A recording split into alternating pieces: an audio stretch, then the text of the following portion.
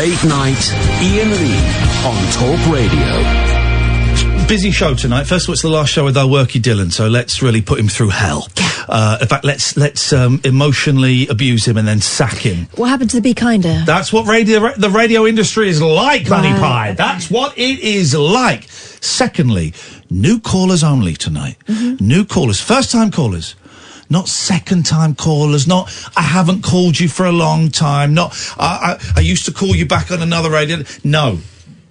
First-time callers only. We'd be strict to that. Can I give those first-time callers a pep talk? Yeah, please do, Catherine. Fame costs. Here's where you start paying. Holy, not literally, it's in free. Sweat. Sweat and come. It's free. In what? I'm sorry, sweat and come on the air is what I meant. Sweat and come on the air. So the way it works, people would tweeting me how much does it cost. It's free. Well, most packages the phone number will be free. I've got a really sore throat, my bones ache, and I've got a headache. Now, I'm not saying that's coronavirus. Shut up, Worky. Dear God, I'm not saying I've got a corona boner, but this ain't right. Okay. 0344 499 1000. You give us Say it slower. Get a pen. Not that slow. Wait. Need to get one that works. Is that okay? We call you back. Wait. We call you back. Okay, right on that bit. You're getting on my nerves. Shh. 0344 499 1000. You ring that number, Dylan will pick up. Yeah. He'll take your name, he'll call you straight back. Now, we normally start the show with a song, and today is no exception. But I've been meaning to play this for the last few days since it came out. There is a new song by the Dixie Chicks. Oh. Have you heard it yet, No. Catherine? I haven't heard it yet. Please don't let it be awful. Well, this is it. I love them. This is it. Please don't let the new song by the Dixie Chicks, be awful. If the new song by the Dixie Chicks is good, all will be right. The coronavirus will fade away, the weather will calm down, and the idiots in power in both Britain and America will fall off of a bridge. If the new song by the Dixie Chicks sucks, Trump is in for another 10 years, Johnson is in for another 20 years, we're all going to die of the CV. That's my prediction. So, ladies and gentlemen, I've not heard this, Gaslighter by the Dixie Chicks. Gaslighter, denier, doing anything to get your ass farther. Gaslighter, big timer, repeating all of the mistakes of your father. We moved to California and we followed your dreams. I believed in the promises you made to me. Swore that night till death do us part, but you lied.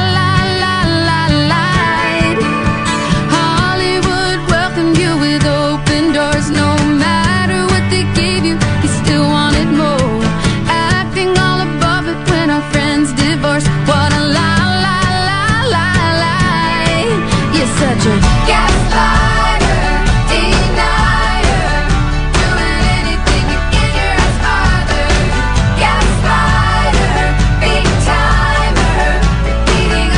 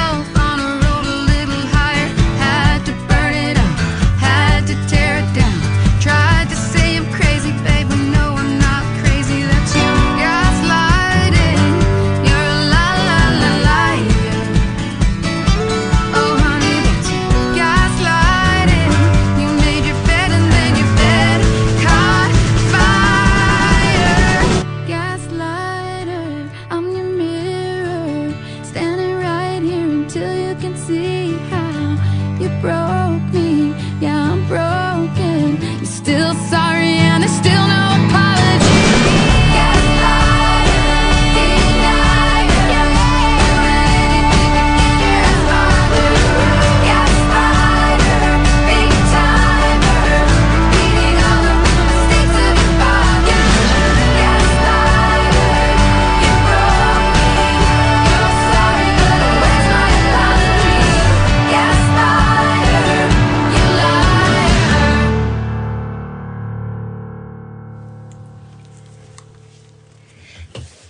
Oh dear.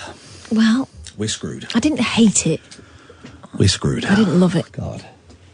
Everyone's going to die of coronavirus. Jeez. Why did you? 20 years of Boris Johnson, 10 more years of Donald Trump. That's not even legal. Anyway, so When have you ever been let down by one of your favourite bands? 0344 499 1000. That song was paper thin. Rizzler. It was Blue Rizzler, paper thin. I am willing to give it a few more listens, but I didn't immediately love it, and that's a shame. We're screwed, guys, and it's all the fault of those goddamn DC chicks, the Dixie chicks. I think that's a lot to put on them. No, it's their fault for when they started calling out President George W. Bush in Shepherd's Bush Empire. That's where it happened. 0344 499 1000. New callers only, goddammit. And we'll be throwing the topics out as and when. First one is, when have you been let down by your favourite bands? Because that wasn't great. We will play you a great... Some of you are going, well, I've never heard the Dixie Chicks. That sounded fine. You wait. After 11, we'll play you a great Dixie Chick song. We will play you a great Dixie Chick song. Paper thin. Also, I used to love Morrissey. Yeah, he's doing a tour, right? Mm-hmm. Has it started, or have the tickets just gone on sale? I think they've just gone up. Who would go and see Morrissey these days? Apart from obviously Tommy Robinson and his family, he'd take those guys and a lot of people who tweet the show while I'm on air.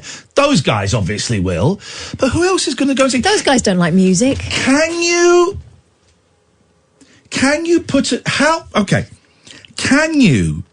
put aside your differences with an artist enough to go and see them in concert? And what is the tipping point? I still listen to Gary Glitter. I probably wouldn't go and see him in concert. Exactly. That's the second thing, isn't it? I still like the Smiths. We'll turn the heating down. Go on. I'm not really that up for listening to too much solo Morrissey anymore. Okay. I wouldn't go and see him now. Okay, you wouldn't go and see Morrissey. I've seen him before. I've seen him. You wouldn't go and see him. He was good. The Smiths get back together. It's never going to happen. No, it's possible. It is possible. Johnny Marr has always said, he's always said, that's a cheque for 15 million quid I got in my back pocket if I ever need to cash it. So it's always possible.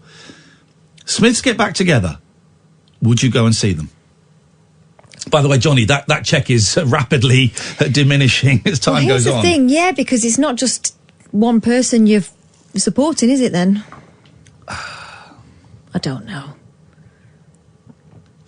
I quite like staying in these days. It takes a lot to get me out. What is the tipping point for, would you go and see someone? What would they have to do to... I remember when I was at another radio station and Rolf Harris got done for sexually abusing children. And we had loads of calls, none of them ironic. One woman, it was a little bit... in the old days... Well, a little bit. I'm going to do something, Catherine. Can you describe? She's eccentric. Can you describe what I'm doing to the listener?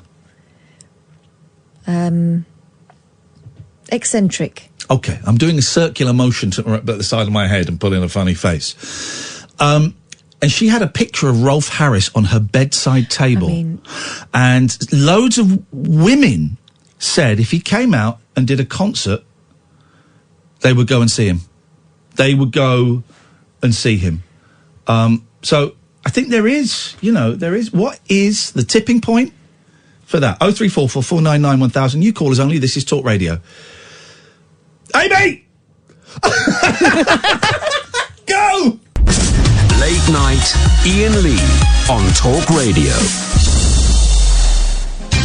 New callers only, guys. But please bear that in mind. If you phone up and you're a new caller, first time caller, you will be greeted with a gloved hand patting you on the back. If you've called before, you'll be chewed out. You will be chewed out. Gavin. Jesus. Thank you. Your message has been recorded. What? To re-record it. What the hell is going on? Well, I'm glad he's gone. Who's this? Hello, who are you? Me? Yeah. Yeah, right, I'm a Dave. What do you mean you're a Dave? I am one of the army of Dave, I'm a Dave. Well, what does that mean, you're a Dave? It means I've got ladders on my van and I wear plaid shirts. Have you ever called the show before? Never in a million years. Prove it. I have called talk shows, but not yours. Prove it. Prove it? Yep. Well, your hold music sounds exactly like the music from my doctor's surgery. So that surprised me, and I said that to the person who picked up the phone, and they went, uh-huh. Yep. So, yeah. So that was a new experience for me. Okay, man who's pretending his name is Dave. My name is Dave, it is, genuine. I don't believe... It's genuine, he's a rapper. Dave. Oh, is he? I don't know, rap, I'm too old for rap. Never too old for rap.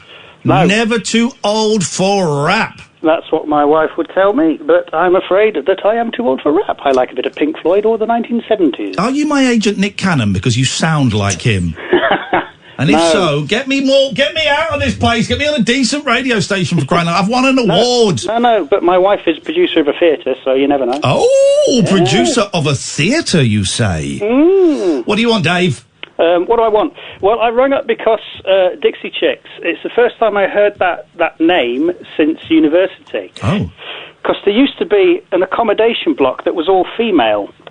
And the promiscuous ladies of it, don't worry, you won't be pressing the dump button, don't worry. Okay. But that's up to you. The promiscuous ladies who lived within, and they were, there's nothing sexist about that or anything, it's just... Well, you're calling them promiscuous rather than sex positive, but continue. They were sex positive, that's a good term. Is that a modern term? Again, I'm too old for this. But, yes, they used to call themselves the Dixie Chicks, and they had their own little song, which sort of was running around my head, and I thought, okay. 20 years younger, this is great. Go on, then. So I thought I'd share that little song with you, if that's all right. Let's hear the little song, yes. The little song used to be, and if any of them are listening now, they're going to probably be embarrassed in front of their husband. No one listens. Yeah. I listened, but I've never rung in. Are you definitely a first-time caller? Definitely a first-time caller, but Welcome. I have years. My job involves lots of public speaking, so I'm not too fast, if you know what I mean. Oh, this guy, we got a professional on the line. I like this guy. Yeah, I'm in training and all that, if you know. Anyway. Oh. Sorry, and a few drinks, obviously. There we go. That was it. I knew there was something slightly chemical about your confidence. It wasn't the training, it was the booze. For a bit of a joke, I decided to buy Corona and drink Corona because, hey, whatever. Oh, God. Hang on a minute. We need a sound for people that make the Corona beer joke. It had to be done, and it's actually on offer in the local supermarket because nobody's buying it. Nobody's buying it because people are idiots. Yeah, exactly. They're buying all the toilet rolls, but no Corona. Let me read you something. This is a tweet that Julie Hartley-Brewer sent out earlier on, right? And this is kind of what we did. This seemed to me absolutely obvious. Uh-huh. Where's it gone? It just popped up on my screen. I mean, she's blocked me, so I don't normally see it, but I can see it here. Here we go. Oh, why does this keep moving? I seem to be getting caught in some racist crossfire from something is happening. Racist crossfire, the best sort of crossfire. But here we go. We're all busy. I won't do the voice.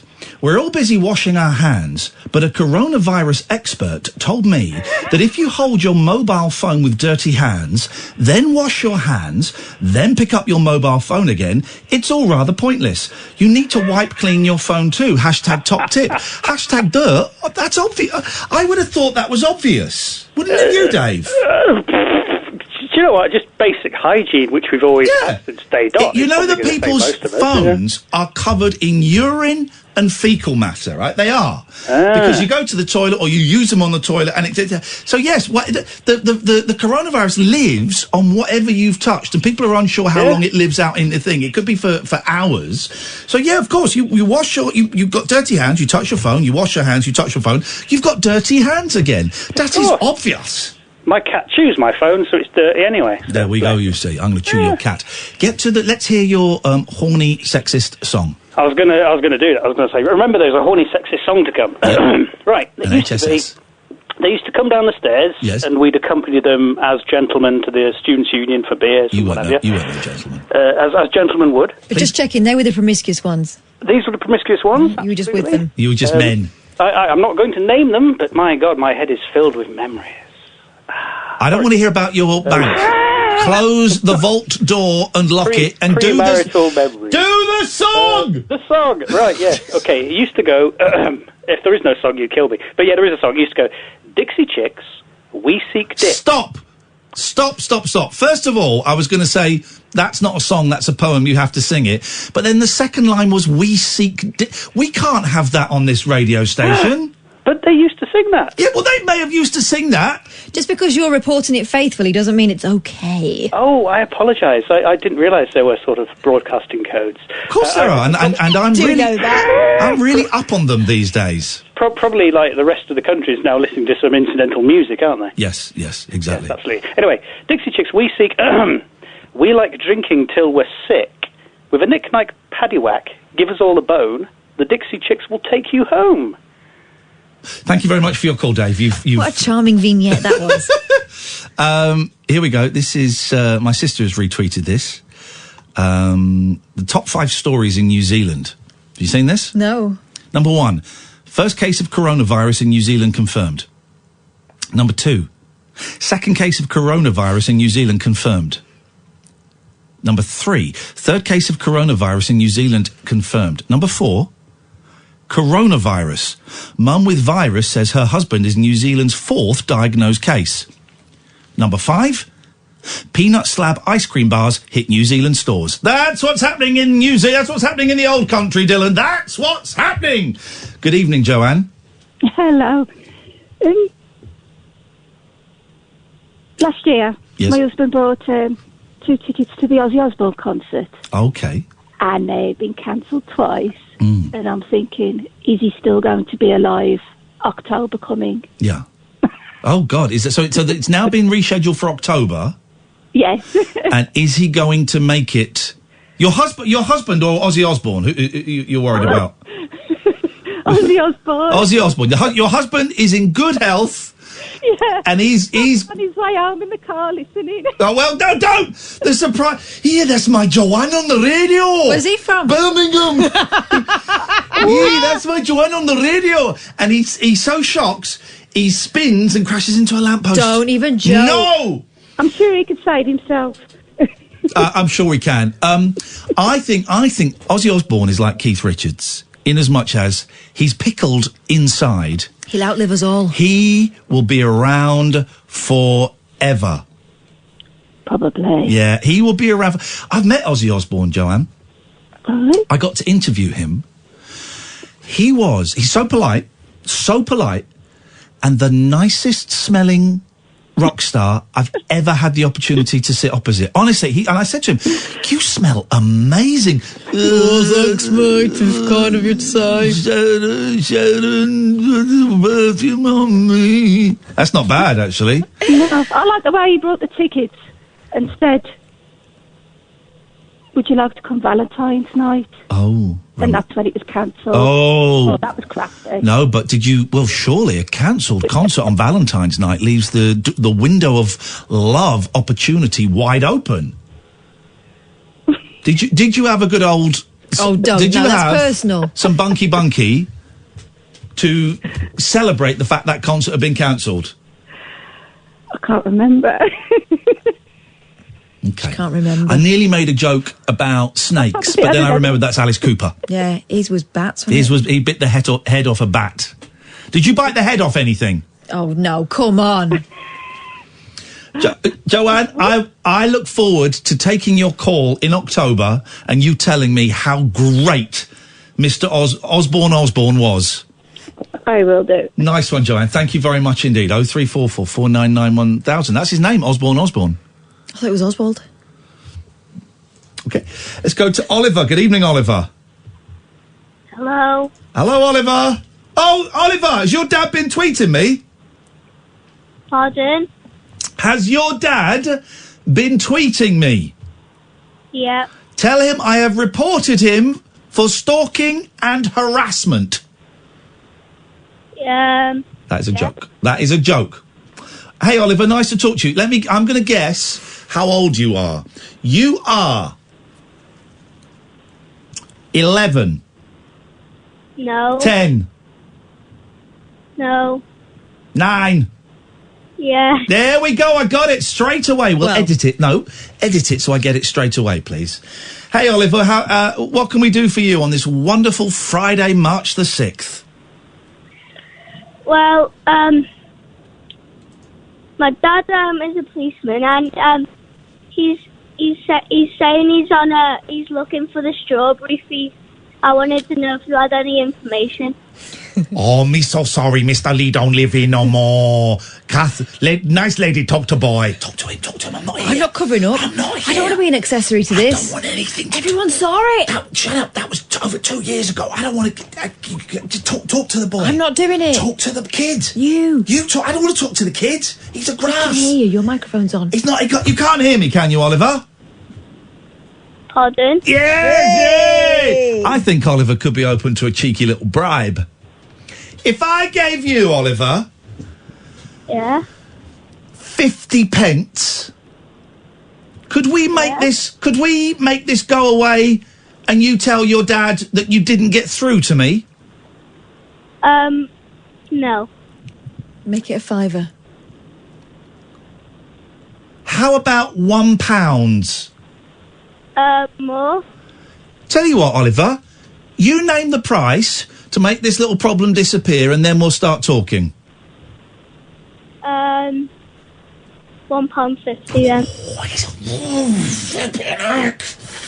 Kath, can you lend me 50p? All right, but you got to pay me back this time. Okay. All right, Oliver, we will send you £1.50 and you just have to tell your dad you didn't speak to me, that I wasn't in. Oh, but there's one thing. Yeah? My dad's in the car. But your dad can only hear your side of the conversation, right? Oh, wait, he said he can't hear what I'm saying. Yes, Right, so Kath, practice. Kath is going to pretend to be your dad, and we're going to have a little practice at the conversation that's going to happen after this phone call. So, Kath, you be Oliver's dad. Hello. That's what they talk like, isn't it? Yeah, they do, so they talk to their kids, yeah. Oliver, what happened with that fella? Pardon? Hello. Don't do that bit. Okay. Oliver's son, I'm your father, remember? What happened with that beardy fella that we were trying to chase down together like a couple of bounty hunters? Not really. I'd say, did you manage to speak? Did you manage to speak to him on the phone? He sounded a bit weird. No, you have to say, no, I didn't hear him at He all. didn't, no, here's what you say. Say, no, Daddy, I didn't speak to him. I spoke to James O'Brien. Okay, Dad, I didn't speak to him. You spoke to James O'Brien. Say that. Say, I spoke to James O'Brien instead. And he coughed to everything. Say, whoever he is. Yeah, whoever he is, he's a loser. Say he coughed to everything. Oliver, What? you are an excellent. That £1.50. I've got your address, Oliver. You live in a house, right? Yeah. Does it have a front door? Yeah. What colour's the front door? Blue. Blue. Yeah, it's blue. Right. So I got your address. I know where you live. You'll have that £1.50 in the morning. And here's the thing, Oliver. Make sure your dad hears this bit. If you don't find that £1.50 under your pillow in the morning, that means your dad has stolen it and he doesn't love you, okay? Okay. Thanks for calling, Oliver. Bye, Oliver. Bye. Bye. Sorted. Oi, hyperloy. 0344 499 1000. New first-time callers only. This is Talk Radio. Late night, Iain Lee on Talk Radio. 0344 499 1000. We have got some topics out there. We played the new Dixie Chick song. Oof. It's not terrible, but it's paper thin. It's not their best. Paper thin. When has one of your favourite bands let you down? First time callers only, 0344 499 1000. What's the tipping point? When would you stop? So sorry. I'll tell you in a minute, Kath. When would you stop going to see an act? For example, I still listen to Gary Glitter. I wouldn't go and see him in concert. I wouldn't want to put money in his pocket. I'd be curious, but I wouldn't want to put money in his pocket. Now, that raises the question, what if you got a free ticket? Ooh. That raises the question, because my initial argument is, I don't want to put money in his pocket. I get a press ticket. Would I go and see him? Yes. Would you? Yes is the answer that's bubbling up inside me. It's kind of like a knee jerk, but maybe a little bit past a knee jerk. I would give it a lot of consideration. Yeah, I think I would. But he'd see a full room as support. Yeah. I'd be going actually primarily to see the people that were there, to witness the spectacle. I would consider my presence there as a kind of Louis Theroux, John Ronson thing. I would be intrigued to see it. I've got to be completely honest, but I wouldn't want to put money in his pocket. Doesn't make me a bad person. No. Makes me perhaps too honest. I think most people would put their differences aside over Morrissey if the Smiths got back together. Because it's not just him. It's because the band... People like Johnny Marr. ...is bigger than just him. Mm-hmm. Yeah. People like Johnny Marr. And that band was a That band was overrated and not that good, actually. Oh, come on. Yeah, not that good. The Smiths are not that good. I've tried. But the Glitter Band... The Glitter Band were terrible. What's your point? Okay. Well, the Glitter Band's different to Gary Glitter, if that's what the point you were making. No, what I'm saying is... That's the point you were making, wasn't it? No. They're different. No, I wasn't. Well, why did you bring up a band? Because I'd be going to see the band. I wouldn't be going to see Morrissey necessarily, but I don't know if I'd go. But I like Johnny Marr. That would be my conundrum. I do think this, and I've tried the Smiths. I've tried. A ding ding ding ding. I like a jangly guitar. Oh, I've got a hand in a glove, and I want to vomit on my books. So that's all that stuff, isn't it? No. A ding ding ding ding ding. No. Oh, my glasses broke last night. It's that, isn't it? No, no, it's not. Okay. They were good. Okay. 0344 499 1000. First, Dylan Alworky has got some. What do you call the word puzzles? Riddles. Yeah. For you later on. I'll ace them. I aced every single one of them. Every single one of them. So many I went, I'll stop you there. Boom. Destroyed him. He was in tears over lunch. Wow, you destroyed him. I destroyed him. You need to build him up again. I said, do him on Kath, because she's a bit... Wow, okay. So he's going to do some riddles on you. All right. And I said to him, look, you're basically 15. It's not, my first is in bottom, but not in knee. It's not that kind of stuff, is it? Get rid of that one, Dylan. Get rid of the bottom knee one. And I said to him, look, you're basically 15. If you were 3 years younger, I'd have let a couple go past me. And gone, but he needs to up his game. I said, you're nearly 15, mate. You could join the army. You could go and kill in the army. You didn't know the army killed? I got news for you, snowflake. Not 15. They kill. I said, nearly. All right. Words are my weapons. Be kinder, you need Catherine. to be a bit careful with your targets. I don't know if you heard my award-winning speech the other night, but be kinder to me. Yeah. Be kinder. That's all. And that speech wasn't directed at anyone. It was directed at one person. That whole speech was directed at one person. The woman stood behind me. You. It was you. It wasn't to the media. It wasn't to anybody here. It wasn't to anybody except you. Be kinder. Be kinder. Be kinder nicer. Let's go to first-time caller. Better be a first-time caller, otherwise I will chew him out. Luke! Luke? What? You're the first-time caller. Long-time listener. Do we get a bell? Well, hang on a minute. Who are you? I'm sorry, I'm Luke's dad. Have you been on before? No. What? Who's Luke? Luke's gone shy. Luke? No, Luke doesn't exist. Hello? Who are you? Luke? No, you're not. That's the same voice as the other fella. No, it's different. It is different. It's the same voice.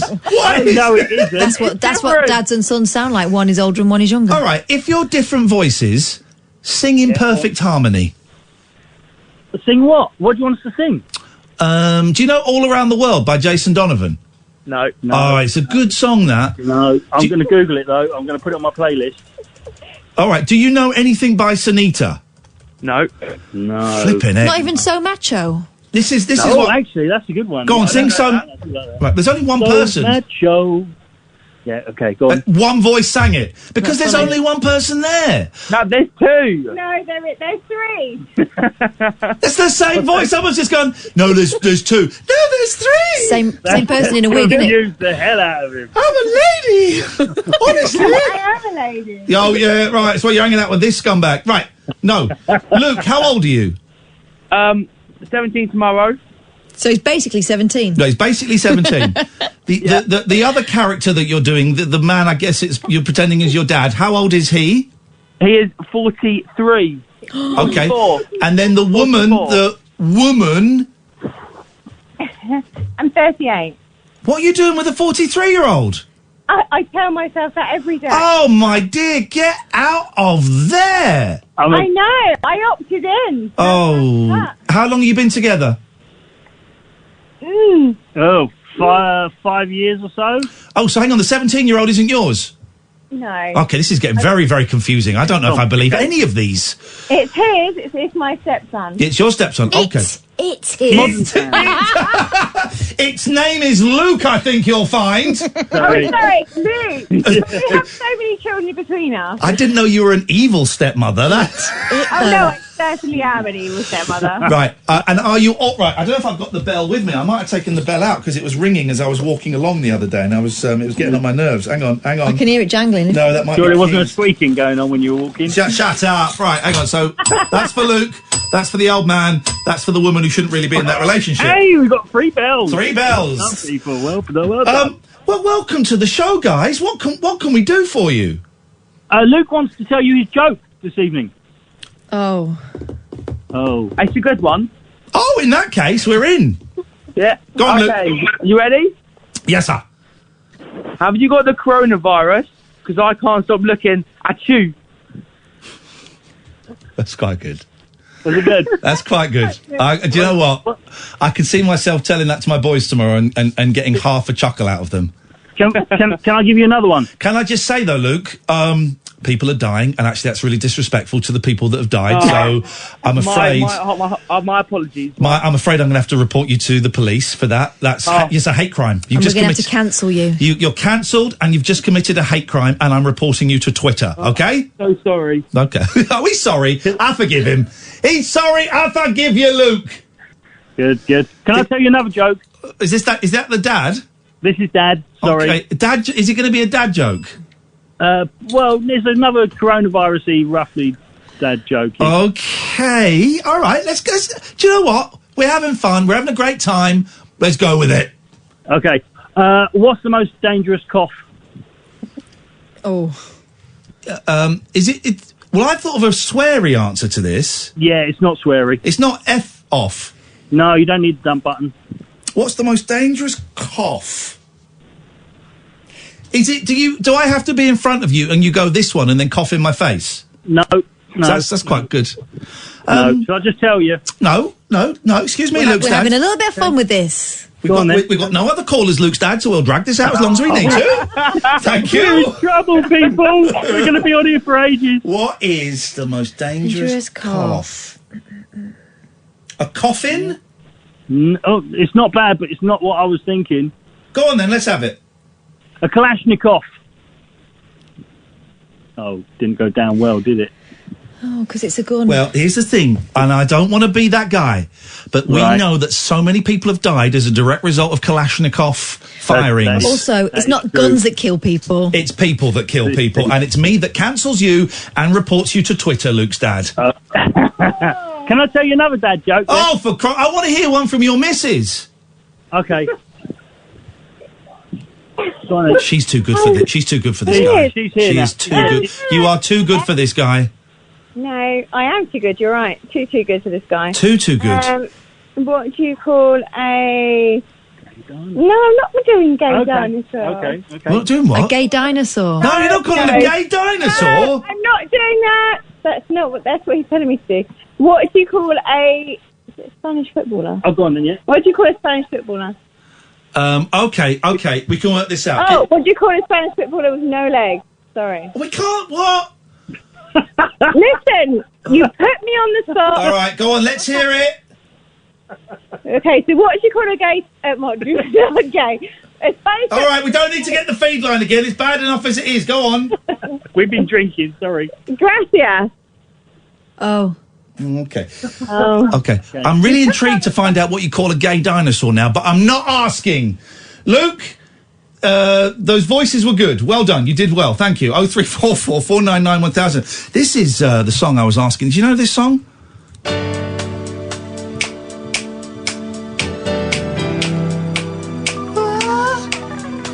Do you know this song? Jason Donovan, All Around the World. It's when he tried to become a serious pop My star. sister used to love Jason. She'll know this. It was when he started going... She comes home to her mother Mary, says her prayers every single night. I do remember this. Bears her soul with a true confession, just to make everything alright. She moves slowly to light. It's when he wanted to be taken seriously as a pop star. 0344 499 1000. First time callers only this evening, please, dear listener. And boy, oh boy, I really think we've ignited a hot conversation. This is Talk Radio. Late night, Iain Lee on Talk Radio. Thought we'd make things difficult for us on our last day of the week, my last Friday for a while. If you don't know, from next week, I'm going down to 4 days a week for mental health reasons. Kath's going to be doing Fridays. For financial reasons. For financial reasons, yeah. It's not artistic at all.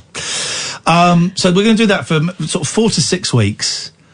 I'm going to do some sums to see if it works out. And more importantly, I'm going to see if I feel better. I'm feeling very anxious, feeling very pressured at the moment. And it's coming from me.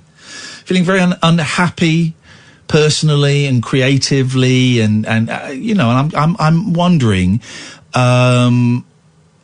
if having an extra day, I mean, I'll be picking the kids up from school and stuff, you know, but if having an extra day makes things different.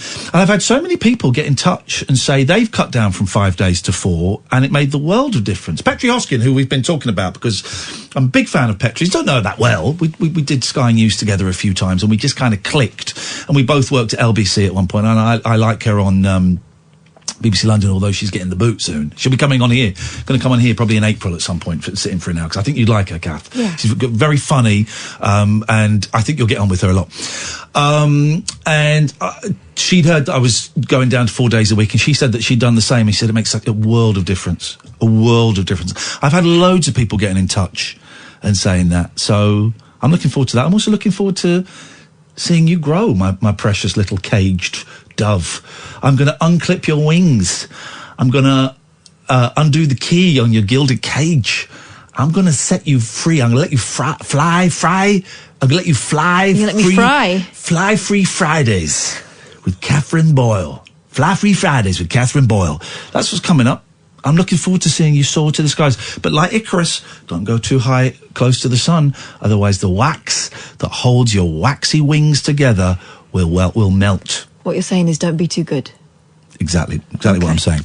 Exactly. I can definitely do that. Okay, and just to let you know, this Sunday, the 8th of March, Catherine and I will be live at the Glee Club in Cardiff. You asked for years. People said, when are you going to come to Wales? Come to Wales. Don't do the voice. Please, you've got to come to Wales. Come to Wales and do your show. We'll sell you out for you. We booked a venue. We've sold 63 tickets in a venue that holds 450. And I may have the coronavirus. So I haven't. So Sunday, 8th of March, probably I've had 3 people message me on Facebook, all saying, oh, I can't make this one. Hopefully I'll come to the next one. There ain't going to be a next one. There ain't going to be a next one. So this is it. We've sold 63 tickets in a venue that holds 450. Oh, I can't make this one. Or I'll come to the next one. There won't be a next one because not enough people have come to... The people that are coming, my God, we're going to give you such a good show. Oh, we're going to put on just the best show so that you can tell all of your other countrymen, country folk, men and women, how good it was, how they missed it.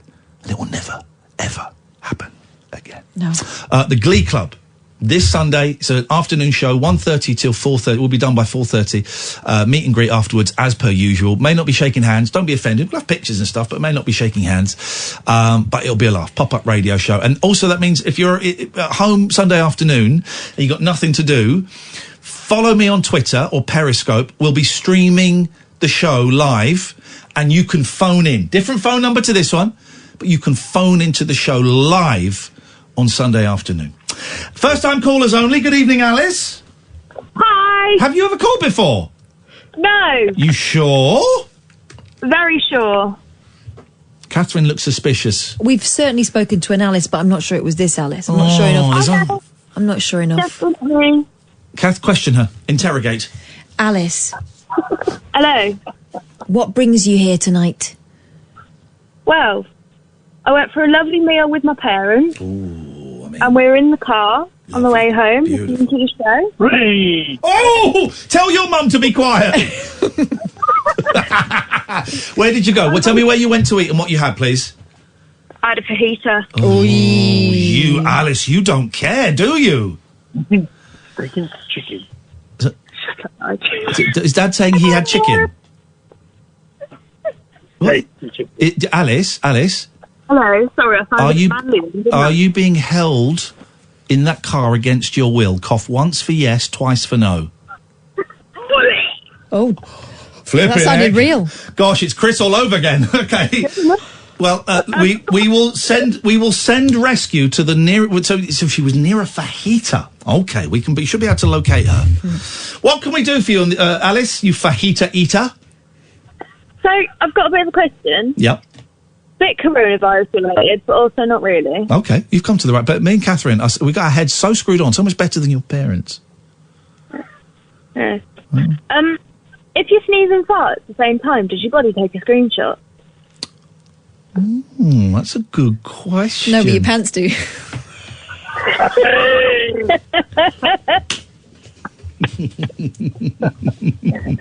She's good, huh?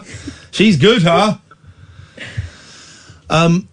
That's a charming image, though. Thanks very much Alice, for bringing that to how me. old are you, Alice? I'm 21. Oh, okay, that's the sort of humour you'd get from these young people. Yeah. Young people. Let me speak to your father, please. There you go now. Hello, Alice's father. What went wrong? Hiya. What went wrong? I can't say. I bet when she was born, she was such a beautiful little baby, and she's turned into a vulgar-mouthed, disgusting troll. Swapped. Must have been swapped at birth. Must have been swapped at birth. That happens, doesn't it? That happens. What did you had chicken tonight, did you, Alice's dad? I had chicken and steak in a fajita. Oh, doubled up. This You don't have to decide sometimes. You can go for both. These people are living la vida loca. With a bottle of wine. There we go. Yeah, we can smell that, yes. I suspected it was not completely au naturel, young man. There was just a vibe to it. Why are you hanging out with your 21-year-old daughter? Because surely she wants to be out smoking silk car and going to see Blackboard Jungle and stuff. The other way round. We were going out and she wanted to hang out with us. No. She's skint. Yeah, Alice wants a new car. How much has she tapped you up for so far? What was the tip? That's what it is. Okay. Yeah. I'm assuming Daddy paid for the meal. Yeah. Does it ever stop? Because my boys are 8 and 10, and it costs me a fortune. Does it ever stop, the money? It just gets worse. Oh, man alive. The older they are, the more it costs. And I know this is a question for Dad, all right? Even though it's about Alice. What's she doing with her life? She university? Is she working? An apprentice? What's she up to? No, she's very good. She's an apprentice, and she's got a job at Caravans for Us. No, caravan stuff for you. Oh, caravan stuff for you. Brilliant, thanks. And she's doing very well for herself. Digital marketing. Yes. Shut up, Alice. I'm having a dad-to-dad She's chat. a woman in her own right. Talk to her, you dinosaur. No, I'm having a dad-to-dad chat. Outrageous. That's my mum. Shut up, Alice, and shut up, Alice's mum. This is we're doing a new feature called Dad-to-Dad Chat. Are you, apart from the fact that she's obviously common as hell, are you proud of her? I'm very proud of her. Yes, she's really good. Yeah. Yeah, she's doing well for herself. And Dad, just tell me the name of the company one more time that she's working for. That you're so proud of? Please don't. What's that? Say the company again, Alice's dad, without any prompting. No. Caravan stuff for you. Caravan stuff for you. You're going to make me lose my job. No. Oh, no. You're going to get a pay rise for this. They've just had a big plug on a national award-winning radio show. Thank you very much. That's where I get all of my caravan. Sorry? Can I plug my website? I'm Alice's mum. Oh, it depends what you're into, love. I mean, it may be after midnight. Cath'd like it. Oh, here we go. Go on. It's Psychic Beth here. Whoa! Psychic Beth? It is. Psychicbeth.com? .co.uk. Oh, because .com speaks to animals. Okay, so let's go to Psychic Beth. That's me. It's psychicbeth.com. And .co.uk. She's cornered them all. I have got to be honest. Alice's dad, you have done very, very well for yourself, sir. Psychic Beth is hot. Thank you. Psychic Beth. Okay, you can talk to dead animals, can you? Absolutely. I do animal communication. Brilliant. Can you talk to my animal that passed a few months ago? Is it a dog or a cat? You tell me. I feel that there was a very quick exit for that pet that you weren't expecting.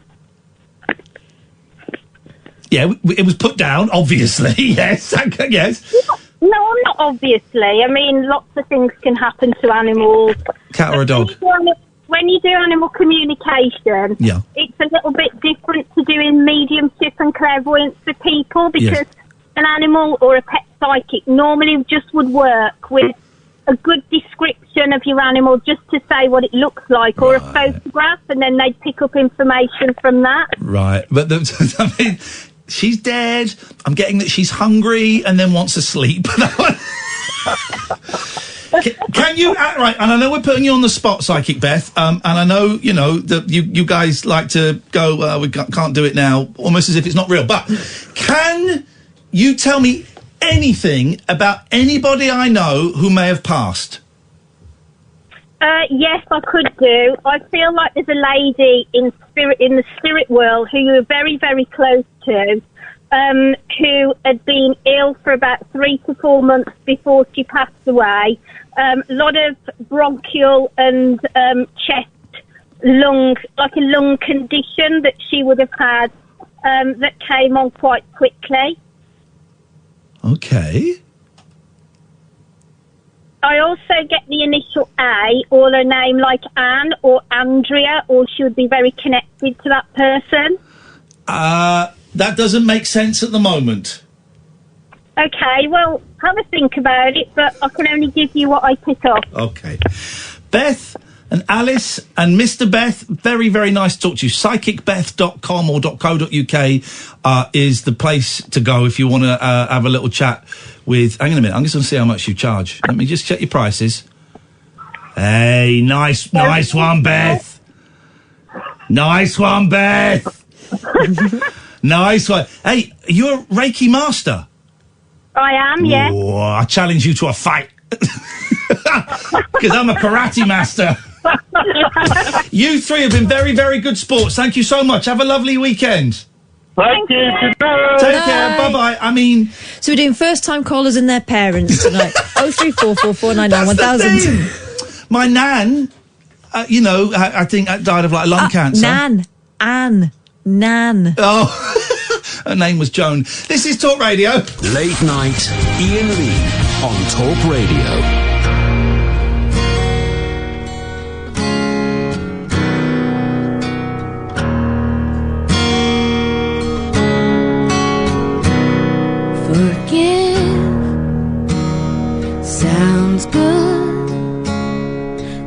forget. I'm not sure I could. They say time heals everything, but I'm still waiting. I'm through with doubt. There's nothing left for me to figure out. I've paid a price, and I'll keep paying. I'm not ready to make nice. I'm not ready to back down. I'm still mad as hell, and I don't have time to go round and round and round. It's too late to make it right. I probably wouldn't if I could, 'cause I'm mad as hell, can't bring myself to do what it is you think I should. I know you said, can't you just get over it? It turned my whole world around, and I kinda like it.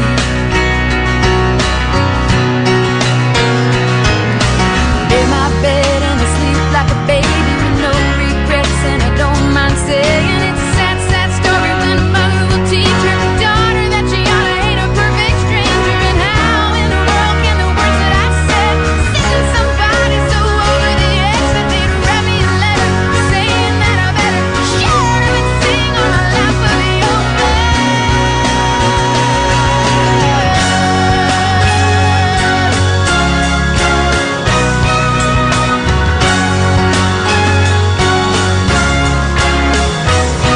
I'm not ready to make nice. I'm not ready to back down. I'm still mad as hell, and I don't have time to go round and round and round. It's too late to make it right. I probably wouldn't if I could, 'cause I'm mad as hell, can't bring myself to do what it is you think I should. I'm not ready to back down. I'm still mad as hell, and I don't have time to go round and round and round. It's too late to make it right. I probably wouldn't if I could, 'cause I'm mad as hell, can't bring myself to do what it is you think I should. What it is you think I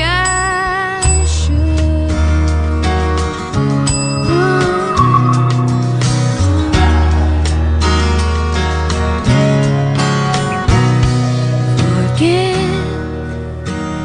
sounds good. Forget, I'm not sure I could.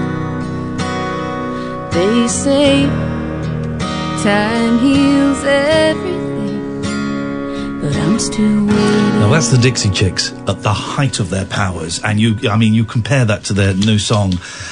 Yeah,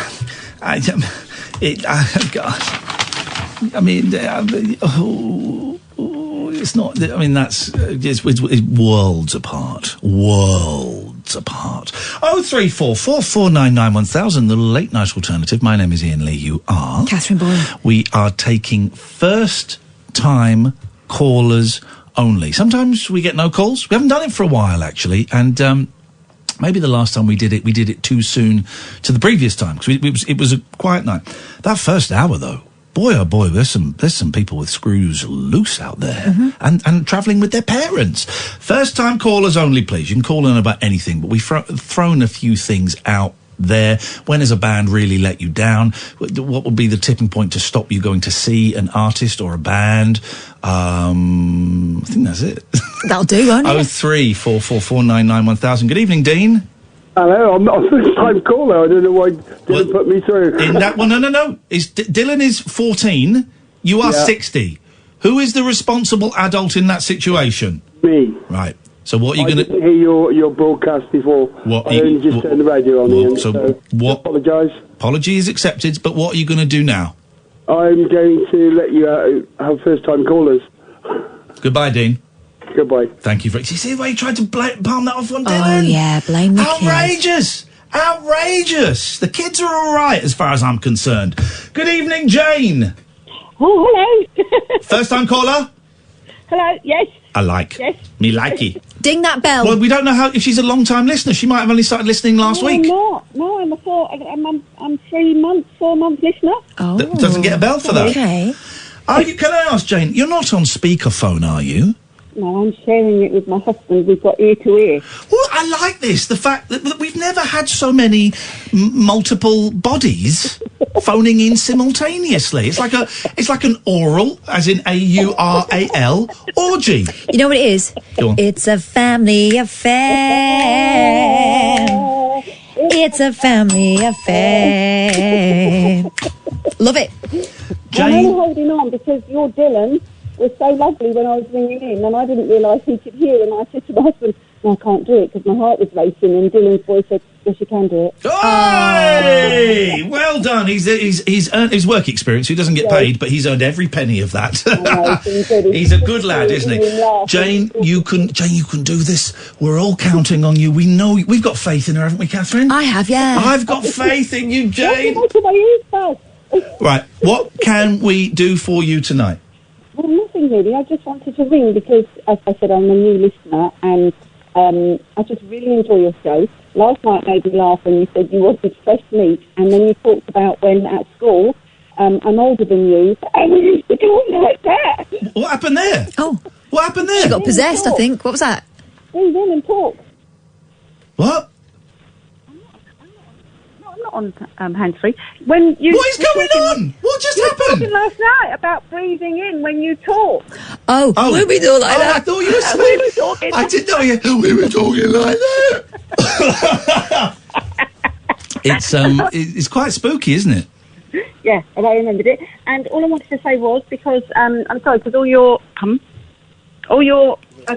calls have been so well, not all of them, but have been liked.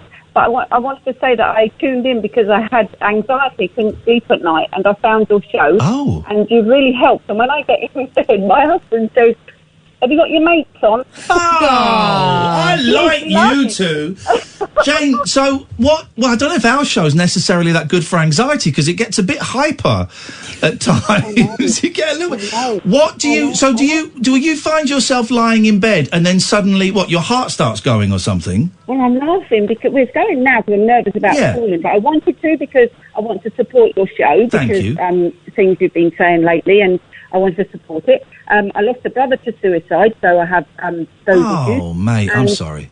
That's all right, thank you. But I love the laugh. I love, obviously, the serious chat. I love it all. But the laugh, honestly, you just make me laugh. And so often, sometimes I'm sitting there and then I'll shove the phone.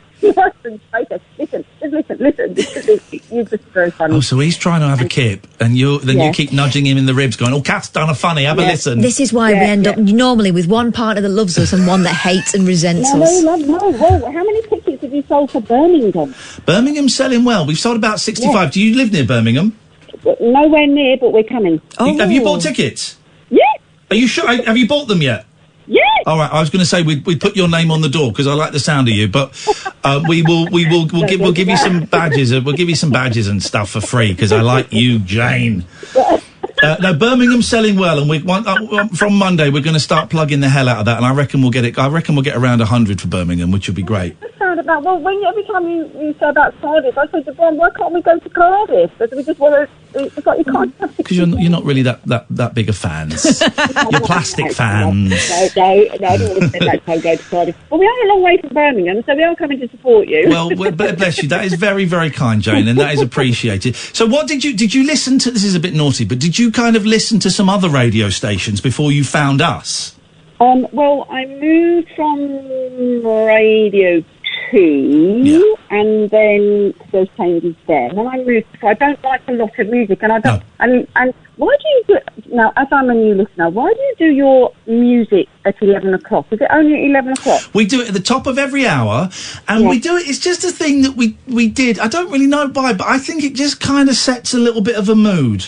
I think it just creates a tone for the show. There's no theme behind it. We have some that we play more regularly It than also others. gives him time to go for a wee, Jane. That's... Oh, so that's why I said, is he going for dinner?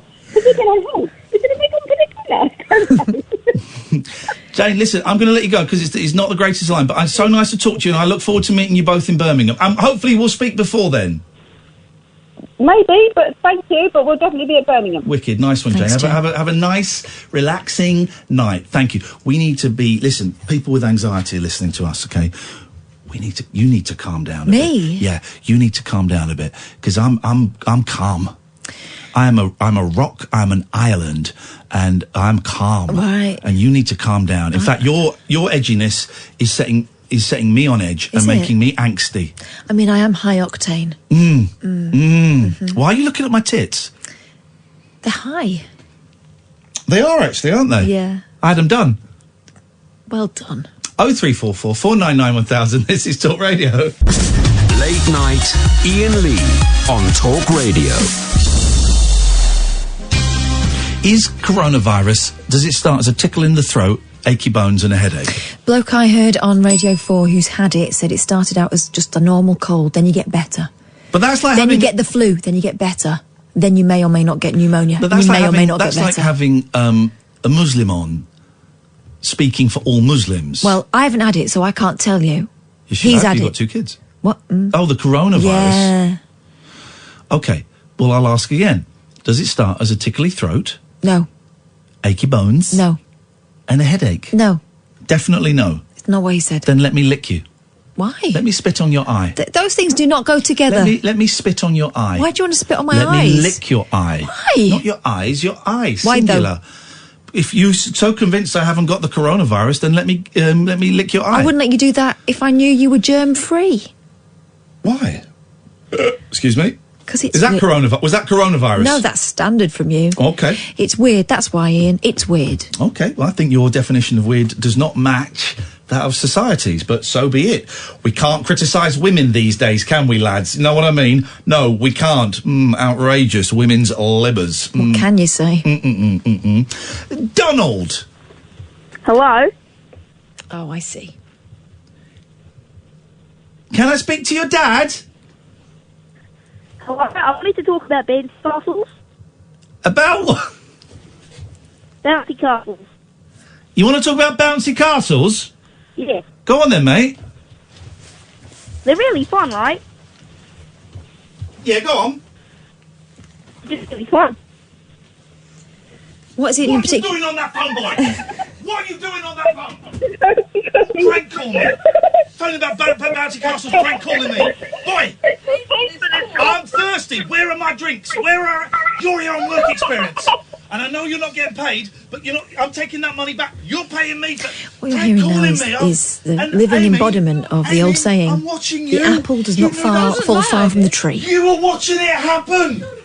You're both fired. I mean, I can't actually fire you because your work experience, and I don't have the authority to fire you, but if I did, you were both... Can you believe that? Bouncy castles.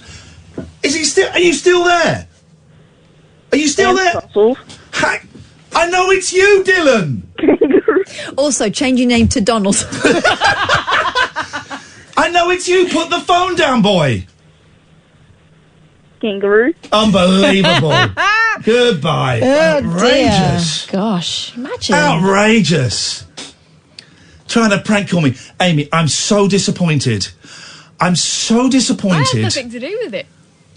Can we build a time machine to just before we win the award again and not invite her up on the stage? I feel it's gone to her head. It's always going to happen. She's that kind. She is that kind. Quiet ones are the worst. 0344 499 1000. First time callers only, please. Or their parents. Or their parents. A lot of parents. It's hot in here, right? No. See if I've got a fever. Come and touch my forehead. Why are you Because I think I've got it. asking me to come and touch I think you? I've got it. And I'm hoping I can use it to get out of work. Well, I'm not a doctor or a human thermometer. Feel me. The best place to take a thermometer... No. That's You hot. are quite clammy. Oh! Right. So now do you believe me? You've got quite a thick shirt on. Can you, No. up the... What? Told you, I'm not allowed to do that anymore. The thing is, a lot of us are going to get it at some point. To most people, the coronavirus is mildly. I don't know if I believe that. They say it's like a mild irritation, mildly unwell. Well, this guy was saying you get something, then you get a bit better. Then you get something, it's a bit worse, then you get better. If you, here's the thing. I'm quoting someone who's actually had it. How dare I? If you love this guy so much, why don't you go and marry him? Because he's in isolation in Wuhan. Well, why don't you go? Wuhan. Why don't you go and join him in Wuhan and have a weird marriage for isolated people? Either way, I need to talk to you about dating in the dark. Why is this the only measure of liking somebody? What? If you like them, you have to marry them. Why can't you just appreciate someone's gifts? Who's this Dave Scott tweeting? I'm listening for the first time since Iain started on Talk Radio. You've been listening. I've been here for 4 years. Dave Scott, reported, blocked. Unblock him because we need as many as we can. Unblocked, then muted. Yeah, okay. Yeah, you should go and marry this guy in Wuhan. You keep banging on about him so much. He is my only measure of what it's like to have it. That genuine phone-in, right? If you think you might have it... Oh, my God. This is genuine. If this caller is you, Dylan, I swear to God, then you're going to go... I'll take you home to your mum's tonight, bit by bit. Tonight she'll get an arm. Tomorrow she'll get a leg. That's actually quite bad. That's a big commitment. I tell you what, tonight she can have a finger. She can have all of you, actually. I'm sick to death of you. Hang on a minute. Let me just. How many nights has he said you're just the one? Just the one, thank God. Okay. Rob, are you Dylan? Hello? Are you Dylan? No, I'm Rob. How do we know you're not Dylan? Prove you're not Dylan. What's your name? Rob Evans. Okay, sounds legit. And how old are you, Rob Evans? 66. What year were you born? 1954. He's genuine. No one can do maths that quickly. Hey, Rob, nice to talk to you, mate. What have you got? So we have to be so careful these days with trolls. Yeah, I can understand that. What can we do for you, Rob? It may be a little bit personal to you. You can ask me anything. I can't. I listen to your show, you and Kath, they're brilliant. You're brilliant, both of you. I listen to you all week, but I just can't get my head around. You have mental issues. Yes. And you do a radio show. Yeah. And I think to myself, well, I don't know, I just can't get my head around it. Can you explain it to me? Well, I don't understand your dilemma. Mental issues can mean all kinds of things, from bipolar to psychotic to mild anxiety to schizophrenia to all kinds of different things. And my mental issues are slight anxiety, a lot of self-loathing and some depression and that feeling inadequate, feelings of inadequacy. And that doesn't prevent me doing a radio show. If anything, it, combined with Catherine and her quirks, allows us to do a unique radio show. Well, I think you're doing a brilliant job, I've got to be honest with you. Thank you. Can I ask, do you have sort of mental issues in any kind? No, nothing at all. Nothing at all. Okay. Thank God. Yeah, it can be hard work, yeah. You deal with the public. Oh God, yeah, that's the downside. Yeah. That's the downside. Like I said, I listen to your show. It's brilliant. Thank you, mate. You get people calling up. They can be Muppets. Yeah. And you've got to deal with that. Yeah. And you've got this. How can I say? Sexy co-presenter. That mental issue again comes up. Yeah. And you've got to deal with that. So how the hell do you deal with it? But there are people with mental health issues who are... Churchill had mental health issues. He was an alcoholic and he suffered with depression. and he managed to pretty much win the war. And there are people in all walks of life. Having mental health issues doesn't necessarily, and for most cases, doesn't prevent you from leading a full and satisfying life and being a contributing member of society. Oh, well done. Yeah. Yeah, brilliant. Thank you, Rob. How long you been listening for, mate? Oh, about, 6 months. Do we count that as a long-time listener? It's getting there. You get the bell, Rob. You get the first-time caller, long-time listener bell. And that was a great call, mate, and I look forward to speaking to you again soon. Thank you very much, and you take care and give my best to Kath. Well, I'll take it personally. She's taking it. Rob, thank you, mate. Bye-bye. Really nice to talk to you. Really nice to talk to you. What a nice guy. Isn't it funny? What a nice guy. I remember when you went in the jungle, people were... that was one of the things that the journalists were asking me a lot. Obviously, Iain struggles with depression, well known. How do you think it's right for him to go in? I was like, people with depression are prescribing medication. People with depression are living normal lives. Yeah, they're teaching your kids. They're driving your buses. They're presenting your news shows. They're doing all kinds of... They're doing all kinds of things. So, not a thing. I think for a lot of people it's still a bit mysterious. Dylan, come in, please, because I want you to challenge Catherine to some riddles. Oh, my gosh. Riddle me ree. What? That's what they used to say, didn't Still they? got... first time... We've had some great all of the calls tonight. Mm-hmm. Yeah, Donald was great. Not Donald. Apart from that Donald. Not Donald. What a div he was. Just, if I were you, what are you doing? There's a chair there. Oh, cool. Flipping it. All week it's been riding up. All week. I have to write a report for your school, and I'm going to tell them the truth. Oh, now I have to write a report for the school. You have to get a microphone. An Australian bouncy castle enthusiast called up. That's all that happened. Yeah, all that happened. Oh, jeez. Let's play a trailer while he sorts this. Unbelievable. Late night, Iain Lee on Talk Radio. 0344 499 1000. First time callers only, please. I'm trying to find some thinking music because I really... Shut up! What was that? There's an advert. If you're stuck, well, why not use Grammarly to check your sentences, or learn how to spell and write properly? Pay attention in school. Unless they're advertising with us, in which case I'd go for it. Go for it. Now this should be lo-fi hip hop radio beats to study to. Let's have a listen. No, absolute rubbish. Absolute rubbish. I've typed in thinking music. Let's put it riddle music. Riddle music. Here we go. This is Wriggle music. Riddle. Mm-hmm. Here we go. So this is going to be riddle music because Dylan's going to do some riddles for you. Well, hang on. Why is it not working now? Now there's the conundrum. Hang on. What is going on? Mm-hmm. Okay. Right. Hang on a second. Let me just try this. This is riddle music. Is it? You not think so? Okay. Let's try this one. Hang on a minute. Let's try it. All right. Let's get... I would say riddle music is a bit cheekier than that. Yeah, you're right. Okay, here we go. Some riddle music.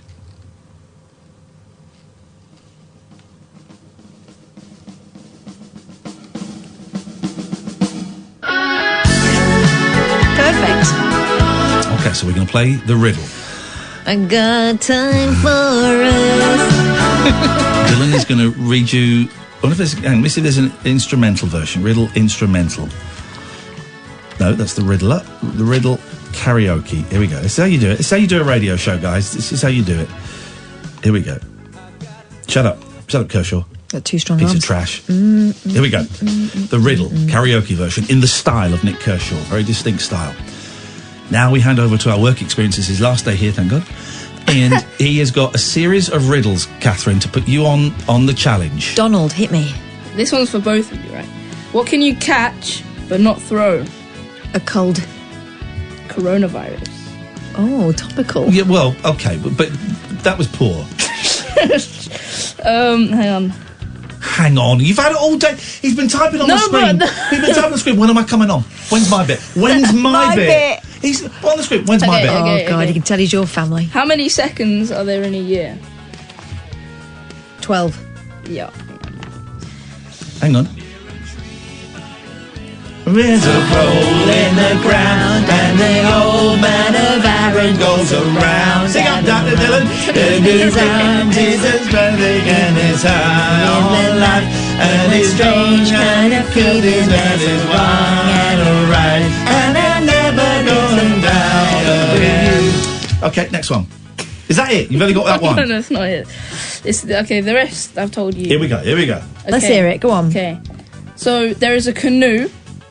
It holds 20 people max. Yeah. And make sure you get... Because he did one earlier on with me, and then he said, I've done it wrong. And he went back and added a word. Okay. And I went, well, is that word you've just added?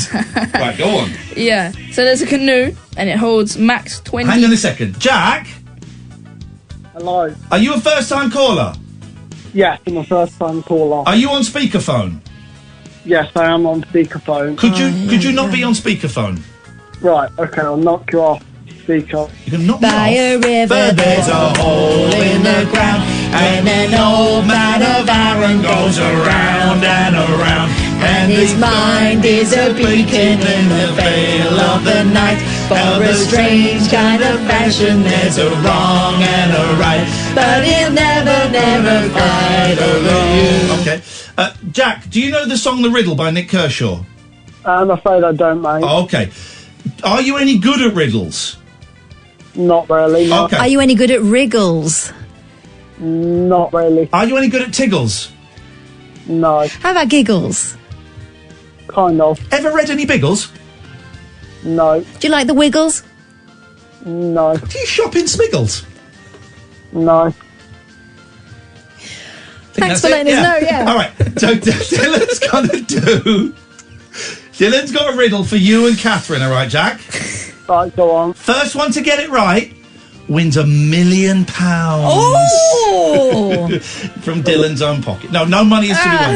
That an old man of Aaron goes around and around. In a strange kind of fashion, there's a wrong and a right. Oh, no, wrong. Betty Bali. Okay, right, I think we paused it up. Right. Dylan, away with your riddle, please. Cool. Yeah. Well, That's not really, not really cool getting a kid to come in and do riddles at 11:30 on a Friday night. We ain't got no calls. So, carry on. So a canoe holds maximum 20 people. Big canoe. Yeah, and then so 20 people get in. I would say more of a kayak. 20? No, kayak almost a dragon boat. So kayaks only hold like 2 people. Okay, sorry. So 20 people get in the canoe. And it's a stormy day. So as the canoe is crossing the river, the canoe tips over.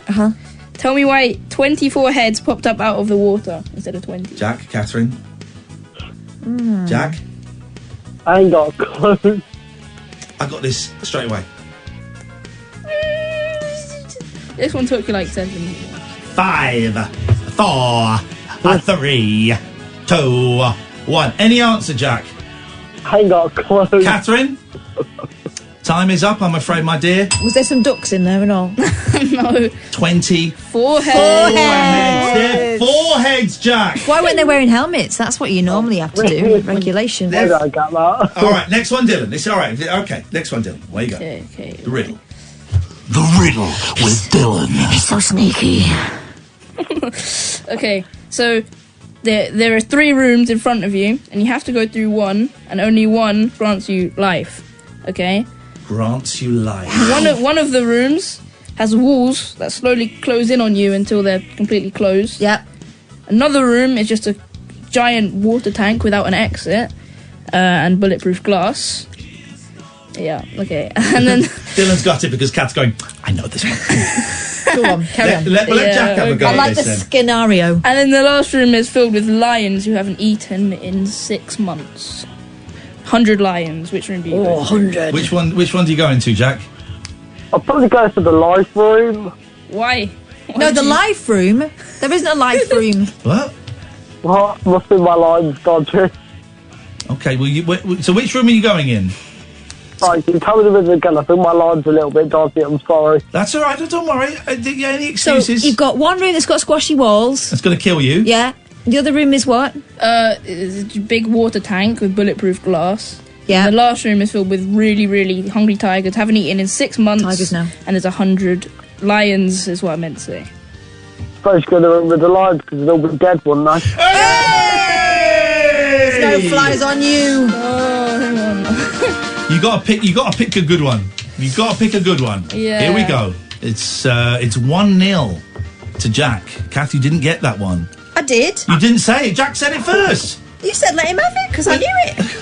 Let him have it. It's like that film where that fella gets shot, isn't it? And that was real life. They hang him, isn't it? That's real life. That was a film. That was real life too. It wasn't. Dylan, please. Okay. What's grey, slow, tired, and has an award here? I would like you both to leave the studio, please. All right. Come on, Dylan. I'll talk to you in a second, Jack. Bye. 'Cause I hope Jack's not laughing. You're not laughing, are you, Jack? Of course not, Ian. Thank you. Get out. Get out, Donald. Get out, Catherine. Oh, and Amy's laughing as well. Flipping. I'm already out. Flipping it. Jack, you sure you weren't laughing at that? Of course not, Ian. Promise? Of course, mate. All right then, Jack. Then I'm really happy to speak to you, someone with a bit of common sense and good manners. Jack, how can I help you, my friend? I just want an opinion on some of that. Yeah. Like, cause I've been listening to this show for a couple months now, and like, one thing I really respect about you guys is like how you talk open a lot about like anxiety and depression and stuff. Yeah. And like, I'm still quite young. In December, I left college due to a lot of bullying, and like ever since then, yeah, I've like suffered long-term depression and stuff. You know, to the point of it's even coming to me in dreams and stuff. You know that. Okay. Yeah. I'm just wondering. One question that's been bugging me every day since I left was. Go on. Was I right in doing so? Were you right in leaving college? Yeah. I just want other people's opinions on this. I can't answer that question, but maybe I can help you answer that question. Only you know, right? Do you feel any better? How long ago did you leave college? It was about to start December. Okay, so it was a few months ago. Do you feel any better on any level for leaving college? I don't know. I'd say it's a very 50-50 thing, if you get me. Yeah. Yeah. Okay. So let's have a look. What are the good things about you leaving college? I suppose I felt a little bit happier, but saying that, am I though? Are there any other good things about you leaving college? Well, I suppose things are saying that things are starting to look good for me at the minute, but it's this burning question, was I right in doing so? In what way are things starting to look good for you? Oh, you know, I've got things coming into place, you know, to replace the whole of college. What can I ask? What kind of things? You know, with a bit of luck, I'll be starting in sixth form soon. So. Oh, and will you be doing the same thing that you were doing in college, or something different? Hopefully. Okay. And what are the bad things about leaving college? So we've looked at the good things. What are the bad things about leaving college? I don't know. Part of me feels slightly cowardly. There's not give up when the going gets tough sort of thing. Can I tell you something that it took me ages to learn, right? We're always told there's no room for failure. Giving up is not an option. Try again. Here's the thing. Sometimes it's okay to surrender. Sometimes it's okay to say, this isn't working for me, and I'm going to stop. And I'm going to look for something else to replace this. And we're never told that. We're never told it's okay to change our mind or to accept that something we're doing isn't working for us and to stop. Call it quitting. It's not quitting. It's kind of saving time. So if college wasn't working for you and it was, for whatever reason, was making you unhappy, there's nothing cowardly about stopping. I would say the opposite, actually, Jack. I would say that stopping something can actually be a really brave decision to make. I don't consider you cowardly. Thank you very much. I consider you brave for stopping.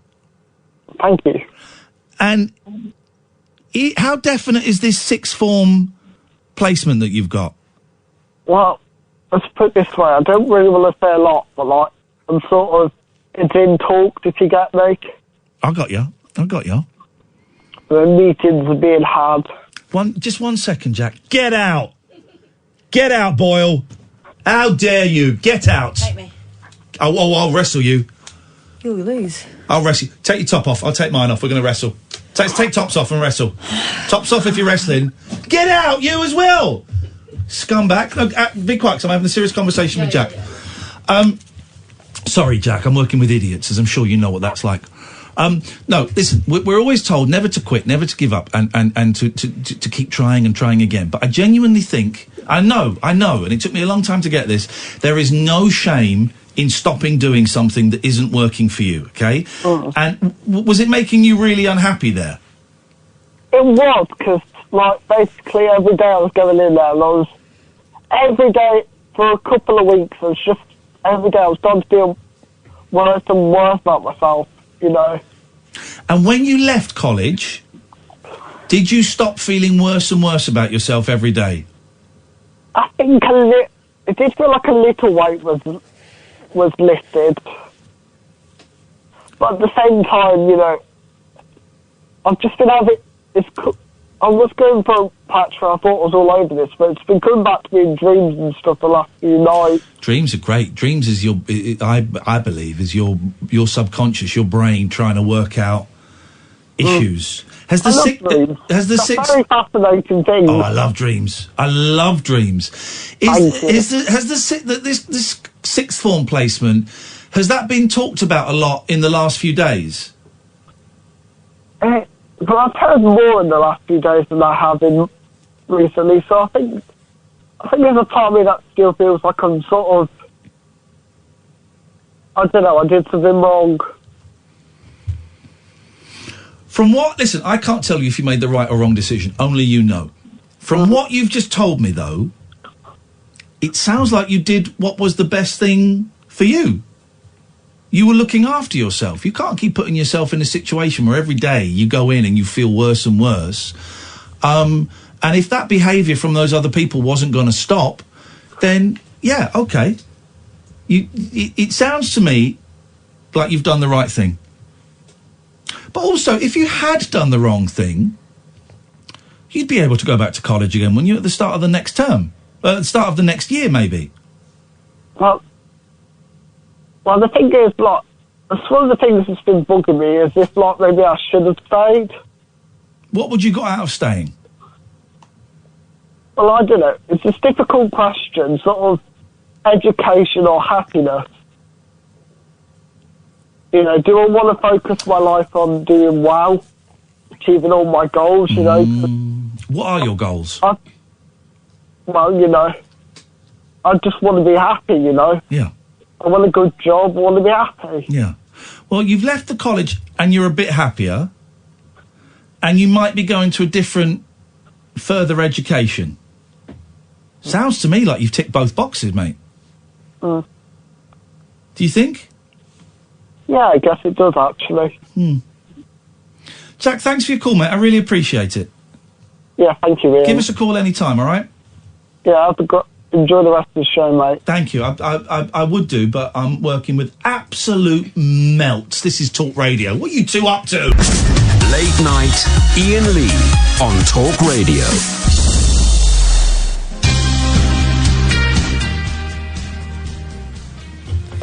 Hello, Andre. You're live on the air. Hi, who's that? Dylan. Oh, hi, Dylan. All right, you all right? Yeah.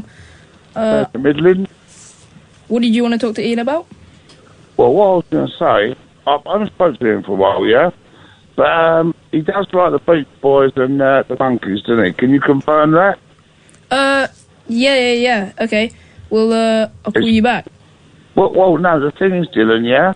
Could you pass on the message? I've got some vinyl for him, vinyl song records, yeah? And would he like me to send them to him? I'm not allowed to pass on messages, and it's first-time callers. And you've called before. Okay. Well, what should I do then to talk to him? You could get lost. Oh, nice and Dylan, that's nice. What if I don't? What do you want, old man? Excuse me, young fella. I think you shouldn't be talking like that. You should be just living the dream and being happy. Yeah? What do you reckon? My dream is a world where you don't talk to me. Yeah, well, you should respect your elders. Alright? That's one thing you've got to learn. But You should respect youth and get lost. yeah, but you gain respect. And you haven't given me none yet. Yeah? I'll shove my respect where the sun don't shine. Fair enough. See you later.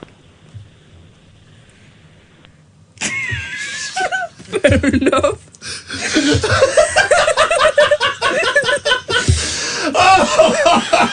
Fair enough. I've never heard Andre get annoyed and put the phone down. You were so rude to him, Dylan. Oh, God, where'd you get off talking to people like that? It's an old man. Fair enough, see you later. He was genuinely annoyed. I've never heard. I thought he was going to swear at you. I did. I thought he was going to swear at you. That's terrible. Oh, that was incredible scenes. I don't think you're going to be allowed to stay at Uncle Ian's again.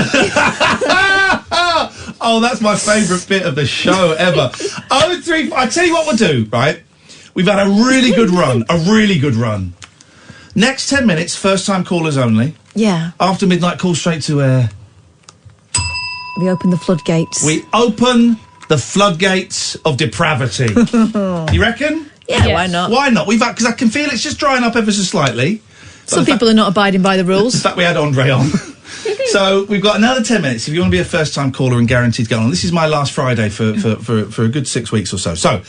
And then we'll take calls straight to air for the last hour. 0344 499 1000. How genuinely, I am a slight hypochondriac, okay? I know that. But I can feel this in my skeleton. Harrison says Dylan is the best shock jock of all time. He's right. I can feel this in my skeleton, right? So how do you get tested for coronavirus? Well, you have to ring 111. Please, that is your stock answer. You can't go in. If you've got it, you're going to spread it about. But some hospitals... And they're vital people, not like you. Actually, excuse me? Who was the most important person during the war?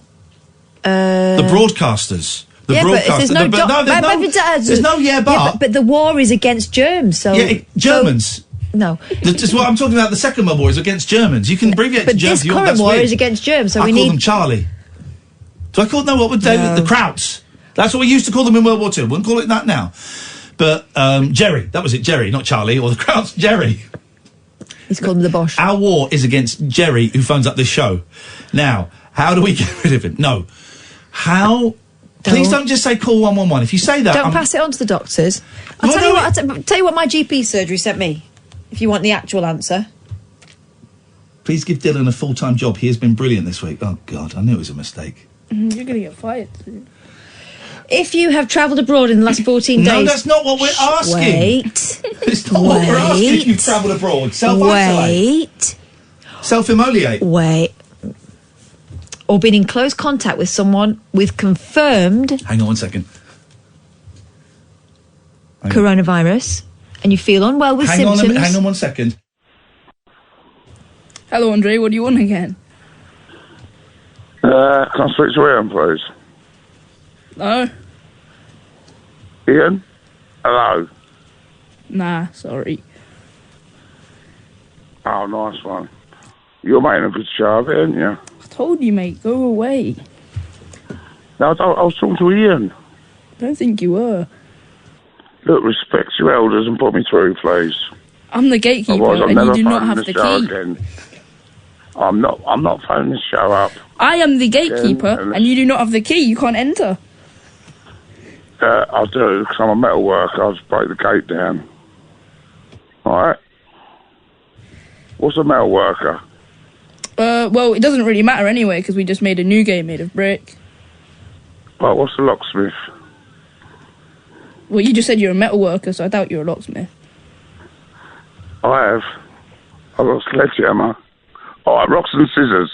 1, 2, 3. What you got? What you got, Dylan? Actually, I challenge you to a fight. Oh, you shouldn't be saying that, Dylan. Now, 1, 2, 3. What you got? I'll destroy you. No, Dylan, that's a bit below the belt. No, all right, Dylan, you can ask Ian, does he want these vinyl records or not? That's all you got to say. Simple question. Or I could just It's not rocket kick you below science. the belt, old man. Yeah, if you like. But ask Ian, yeah, if he wants them. No! You don't want them. Okay, nice talking to you, Dylan. Have a good night, yeah? Whatever. Yeah. Yeah. Learn some manners and I'll talk to you another time. No, you won't. Okay? And respect your elders again. Eat my dirt. Kiss my entire butt. Ooh. It's a bit inappropriate, Andre. Why did he start bullying Dylan? That was outrageous. Anyway, so if you've been in close contact with someone with confirmed coronavirus and you feel unwell... No, that's not the question. Wait. I haven't been in close contact with someone with you. This is a catch-all. You're like Sean. You're not going to answer the question. Escucha. This is a catch-all. This is for everybody, including the annoying. So listen. How do I get tested? You feel unwell with symptoms of cough, fever or shortness of breath, please do not attend the surgery. Okay, so how do I get tested for coronavirus? I'm not going to go to the surgery. I'm going to lick your eye. What? You're not? I want to give you the CV. Stop it. Please stay at home, self-isolate and call NHS 111 for advice and further instructions. Okay, great. Right, okay. Now back to my question. How do you get tested for coronavirus? Call 111. Oh, they'll test you over the phone? Yeah. What is the test for coronavirus and where do I know what the test is? You've got the strength to fight. You've not got I know what the test is. I want to know. Do you know what the test is? 3 swabs. 2 up your nose. Yeah. 1 down the back of your throat. 5 seconds. I know. But where do I send the swabs? Where do I get swabbed for coronavirus? I genuinely think I might have it. So where do I get tested? You've just wasted 5 minutes not answering the question. Just stay at home and self-isolate, mate. What's the problem? I'll self-isolate you in a minute. Good evening, Neil. Hi, Ian. How are you? I'm very frustrated. I can hear it in your voice. But I'm calmed down now I'm talking to you, mate. What have you got for us? Just something you talked about a good while ago about TV shows you got into and then they were cancelled after one series. Oh, Invasion is the one for me, yeah. Yeah, I used to watch that as well. Did you know that the woman in it, Lisa Sheridan, she died last year? No, hang on a minute. Let me see who. Let me just Google Lisa Sheridan. Lisa Sheridan. No, did she? Yeah, a year ago now. No! God, she was a year younger than me, 18 months younger than me. What did she die of? Oh, I can't remember now. I've actually Oh, no. Chronic alcoholism. No. Yep. Was it? Yep, that's what it says in the Wikipedia. Cause of death, chronic alcoholism. Well, doesn't it just go to show that disease can affect so many different people? That's a real, real shame. She was great in that show. Oh, that's terrible news, Neil. There was another couple of good series as well they cancelled after one, and they involved like time travel as well. So one was Journeyman. Oh, I like Journeyman. I had a friend of mine that was I went to college with was in Journeyman. That was great, that. He sort of just suddenly jumped through time, wouldn't he? Yeah, and Lisa Sheridan was in that as well. No! Flipping it! Neil, you're breaking my heart! And then the other good one was Flash Forward, and they cancelled that out. Oh, no, that was rubbish, that programme. Really? Oh, Yeah, I'm not having really that. Was Lisa Sheridan in that? No. Okay, well, that's something. She was in the 4400. Oh, she's in loads of stuff. Look. Oh, man. Neil, I've got to go because I'm late for the news. Thank you for that. All right, anyway, congratulations on the other night. That was well deserved. Thank you very much, man. I appreciate that a lot. That's very kind. 0344 499 1000. Call straight to air. Make me a drink. Talk Radio. Late night, Iain Lee on Talk Radio.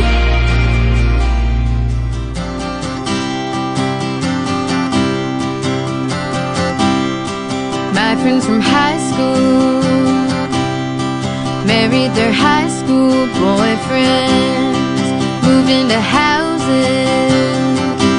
in the same zip codes where their parents lived, but I could never follow. No, I could never follow.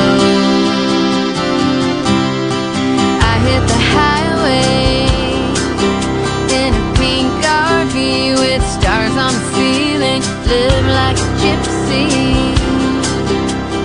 6 strong hands on the steering wheel. I've been a long time gone now. Maybe someday I'm gonna settle down, but I've always found my way somehow by taking the long way, taking the long way around, taking the long way, taking the long way around.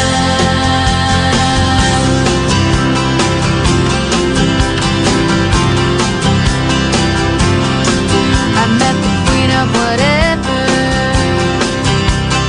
drank with the Irish, smoked with the hippies, moved with the shakers, wouldn't kiss all the asses that they told me to. No, I could never follow. No, I could never follow. It's been 2 long years now since the top of the world came crashing down, and I'm getting it back on the road now, but I'm taking the long way, taking the long way around, taking the long way, taking the long way around.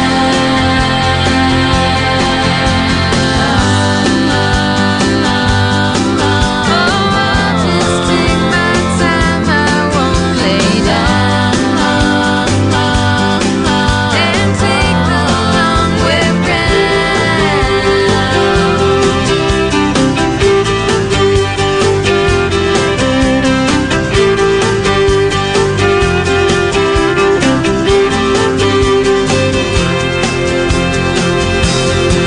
Well, I fought with a stranger and I met myself. I opened my mouth and I heard myself. It can get pretty lonely when you show yourself. Guess I could have made it easier on myself, but I could never follow. No, I could never follow.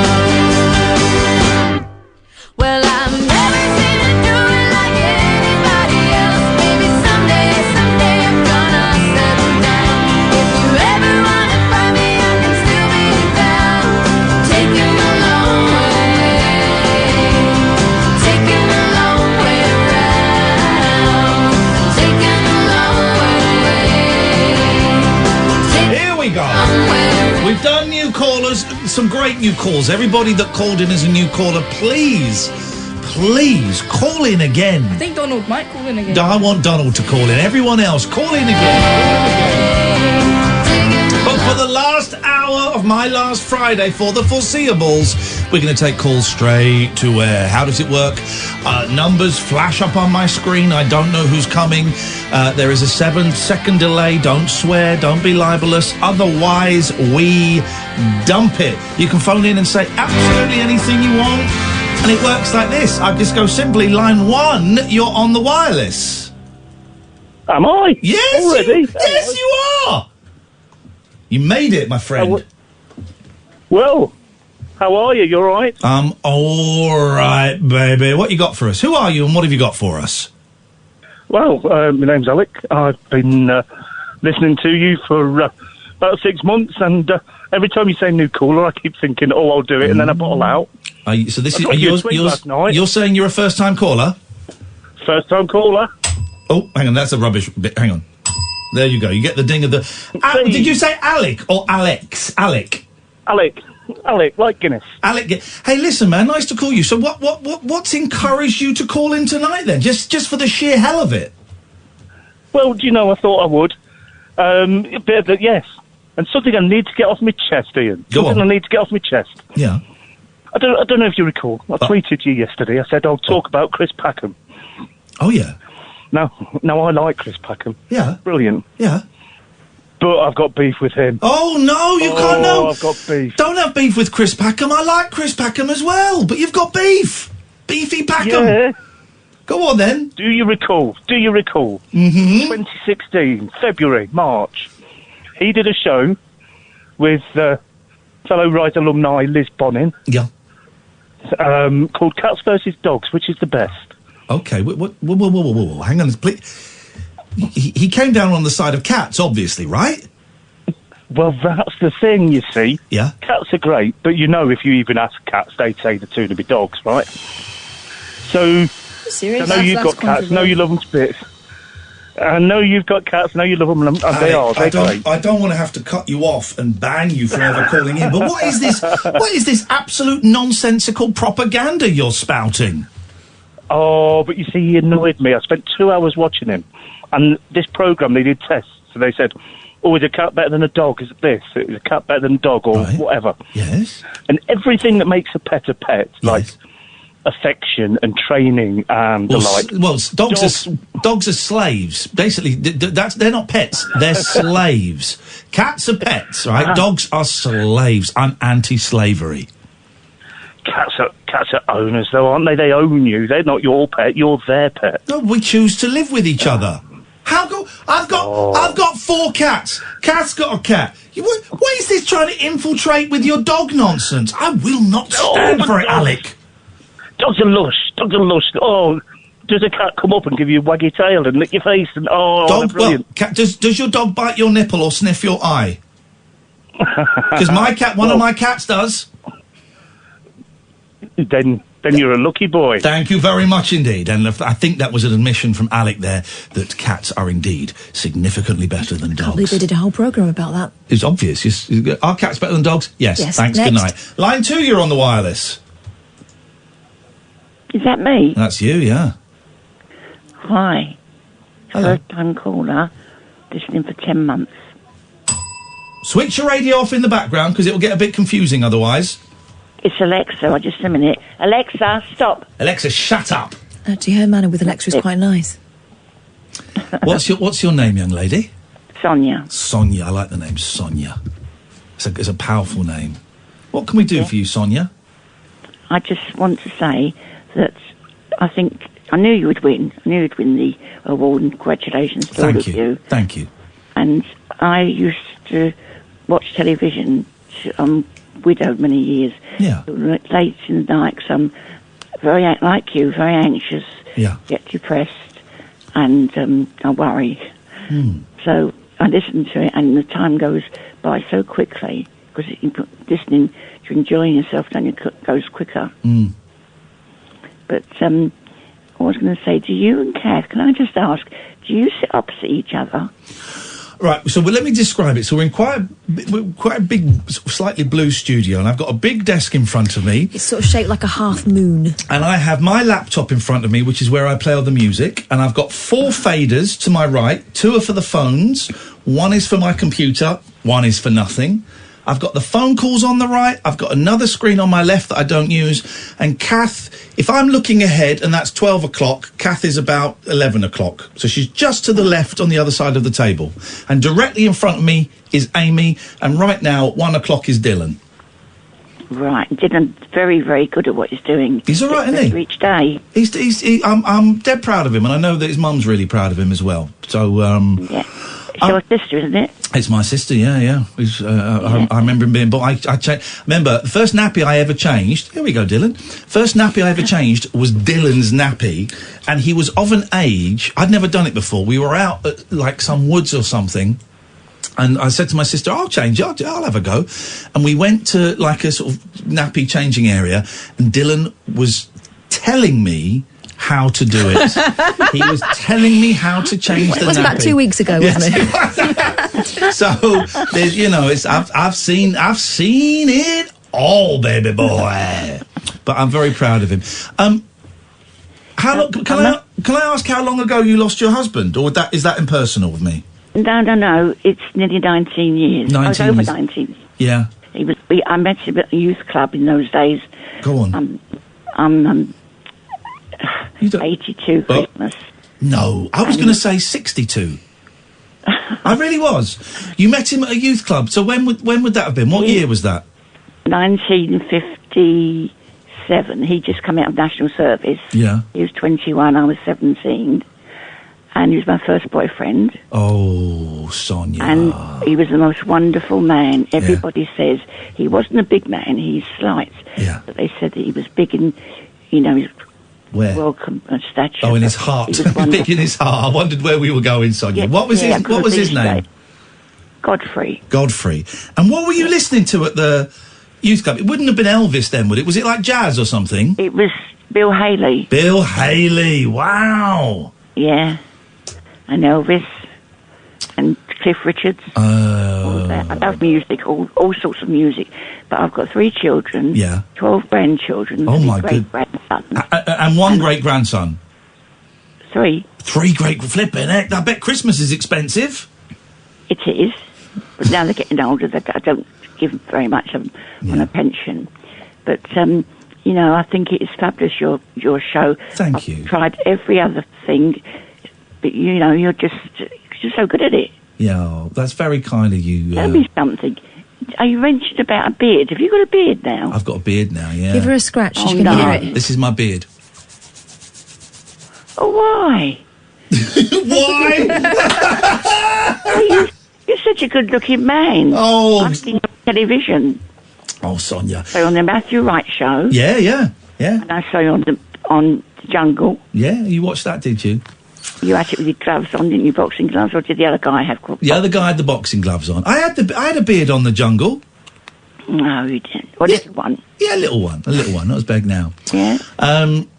So what time do you stay up all night, or do you go to bed after this? Or are you going to listen to a bit of Martin Kellner? I'm in bed now. Yeah. I moved from a seaside resort to Bushy Heath. You heard of it? I know Bushy Heath, of course I do, yeah. Hertfordshire. Yeah, I'm not that far. I'm sort of near Aylesbury, so I'm not that far away. Is there any chance of getting a photo of you? No, not at all. Can you send it? I don't know. I don't really have any photo. I don't really have any photos. I tell you what. I know what we'll do. What? This weekend I'll bring my Polaroid. We'll take a picture and we'll send it to Sonia. I tell you what we'll do, Sonia. Can I pass you back to Amy? Sure. And if you give Amy your address, because we haven't, it's not like the old days where we haven't got like any official pictures or postcards or anything. Why not? Because they don't do that anymore. Money, innit? No one wants to spend the money. Yes, I can't use an iPhone for pictures. So okay, hang on. Yeah. Well, what we'll do, we will take. Kath's got a Polaroid camera, so we will take a picture of both of us with that, and we'll get that sent out to you next week. How does that sound? Very kind of you. Yeah. Yeah. What time do you reckon you're going to fall asleep tonight? I take pills. I take metrazepam for depression. Yeah. Quintiapine for anxiety, and Zopalin to sleep. And I still stay awake. What was your favourite song that you and Godfrey used to dance to at the youth club? I can't remember the name of it now. Nat King Cole song. Which one was that? I don't know that much Nat King Cole. Would it have been L-O-V-E? Unforgettable? Unforgettable. Oh, and he wrote all the words down for me. Godfrey did? Yes. Oh, what a player. What a player. I tell you what, Sonia. Yeah. I'm going to hand you back to Amy. We're going to play some adverts. And then when we come back from the adverts, why don't we play Unforgettable for you and Godfrey? Oh, you darling. Would that be all right? That would be lovely. And we can all, you can go back to the youth club, and we and all the other listeners will think about people that we love and people that we still have with us and people that maybe have passed over. And it will just be a nice 3 minutes, 11 seconds of just thinking about people that we love. How about that? Lovely. I appreciate it very much. You're incredible, Sonia. Thank you so You much have a for calling. wonderful life. I love you. Thank you. Stay there. Go and talk to Amy and give Amy your address. We'll play the ads, then we'll come back with a little bit of Nat King Cole, bit of class. This is Talk Radio. Late night, Iain Lee on Talk Radio.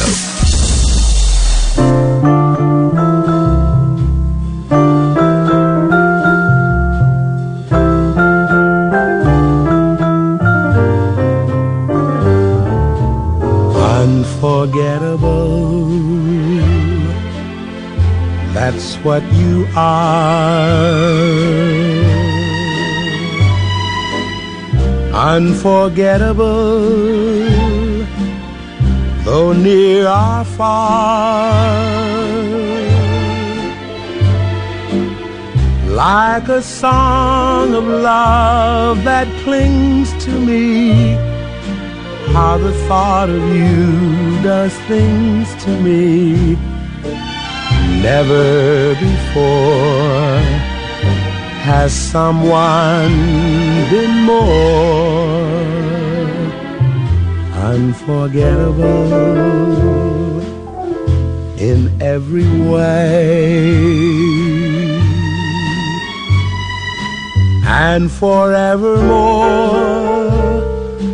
that's how you'll stay. That's why, darling, it's incredible that someone so unforgettable thinks that I am unforgettable too.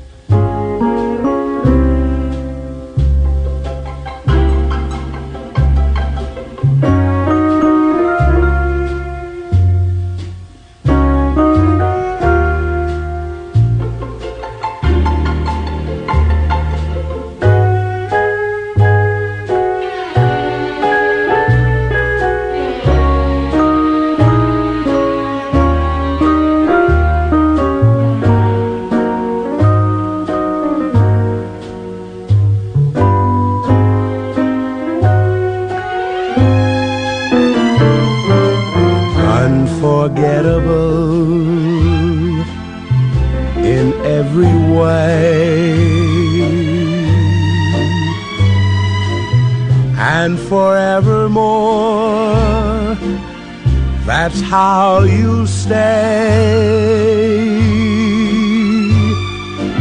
That's why, darling, it's incredible that someone so unforgettable thinks that I am unforgettable too.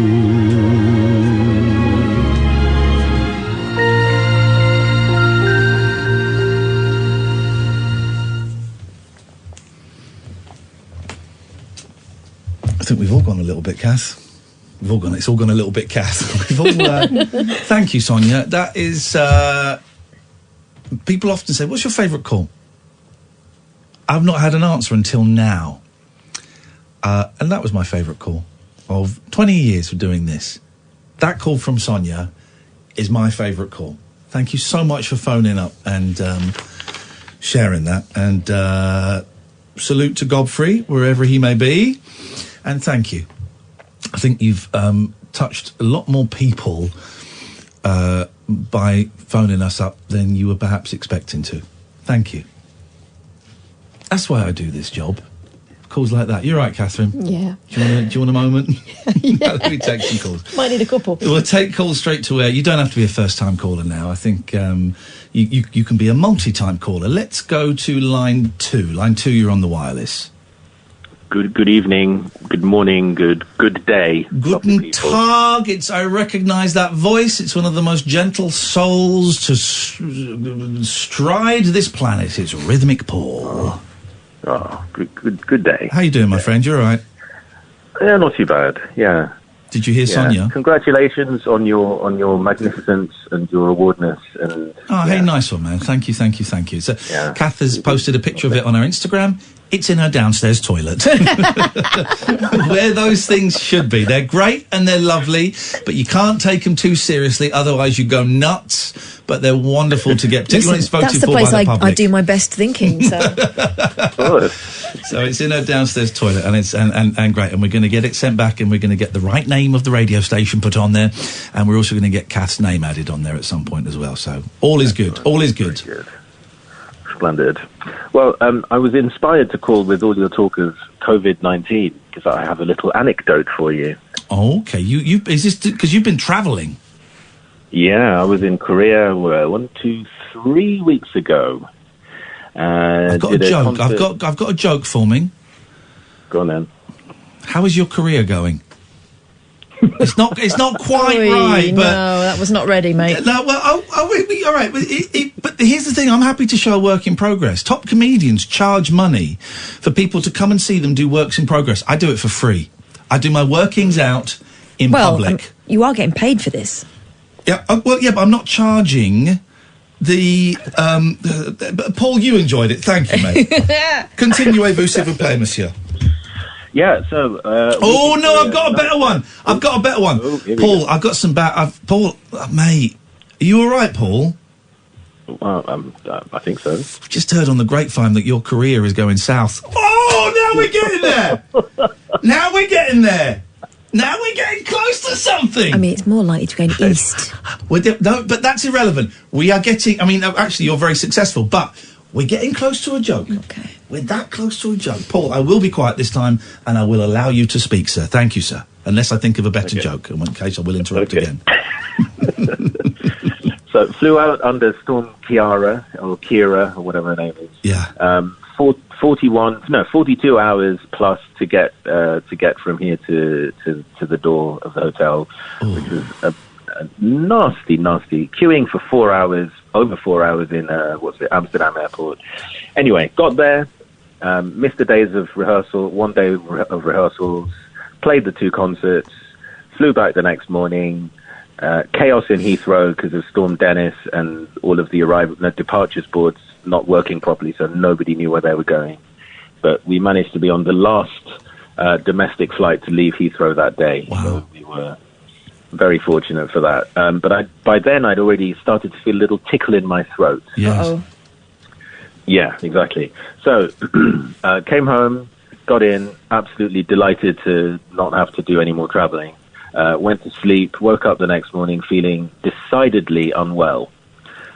So, I read the instructions and called the appropriate people, and then there was a flurry of activity. They said, okay, we'll get someone to call you back. So they did, and they asked me to list all of my symptoms. I explained that I'd just arrived back in the UK from South Korea.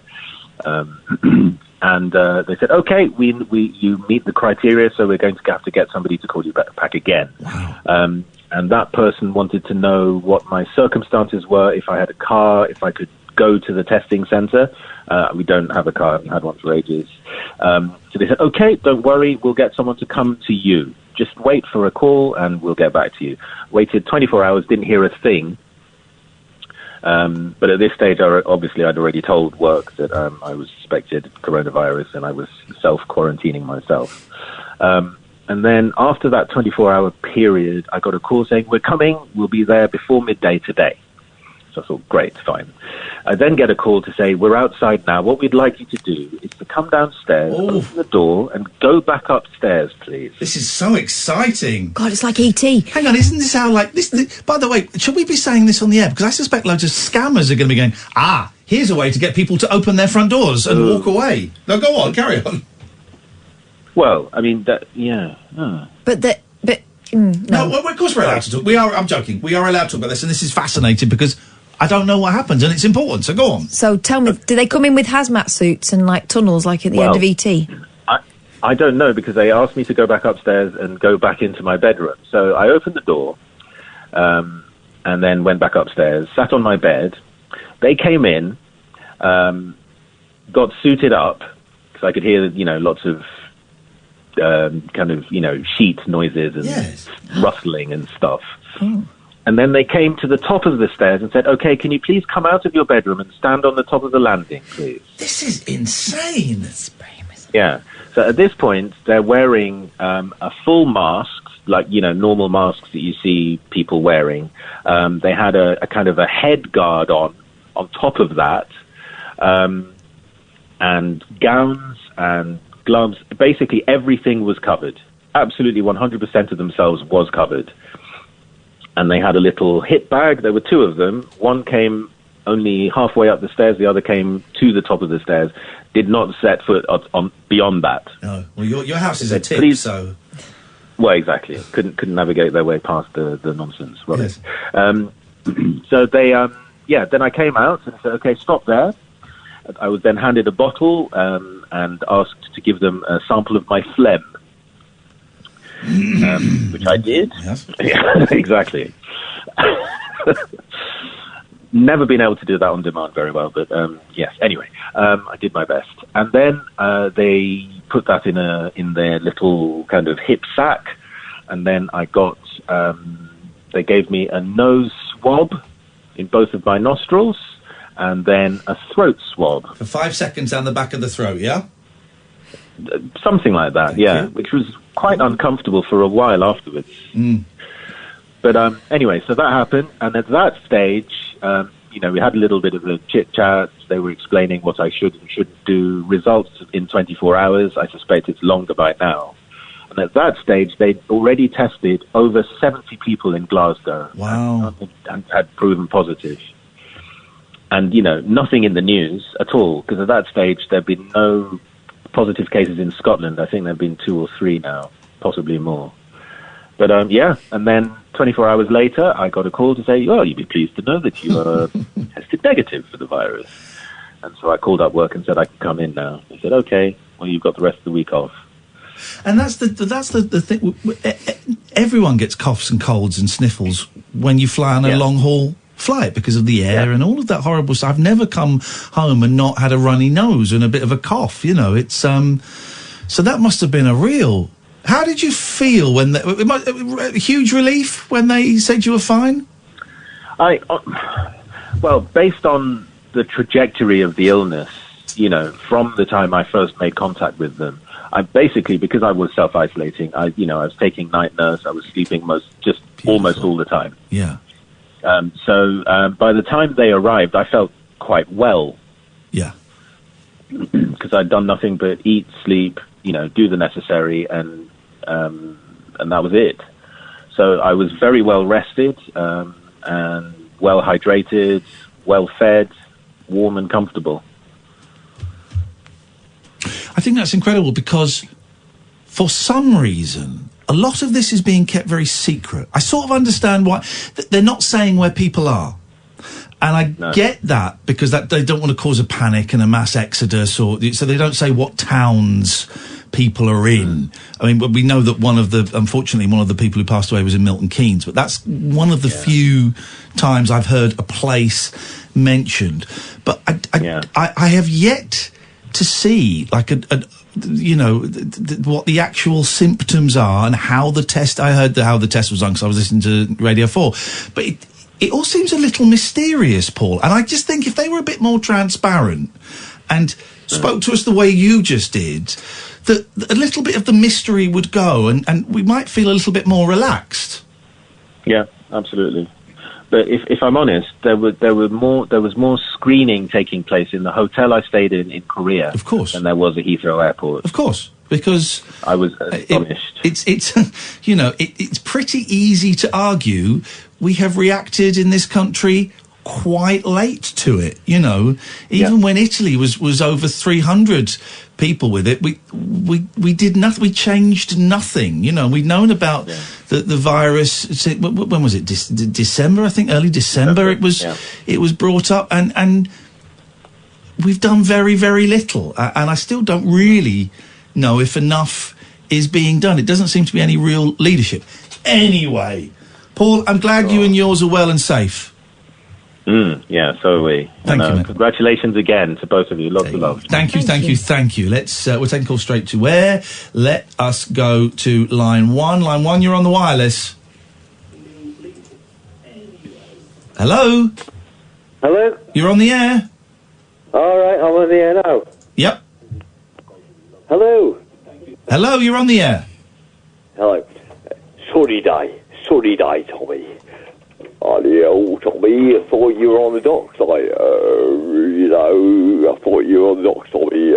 Yeah, right. Over to you, Rocky. Sonny, hey, Norwegian. Hey, Paulie.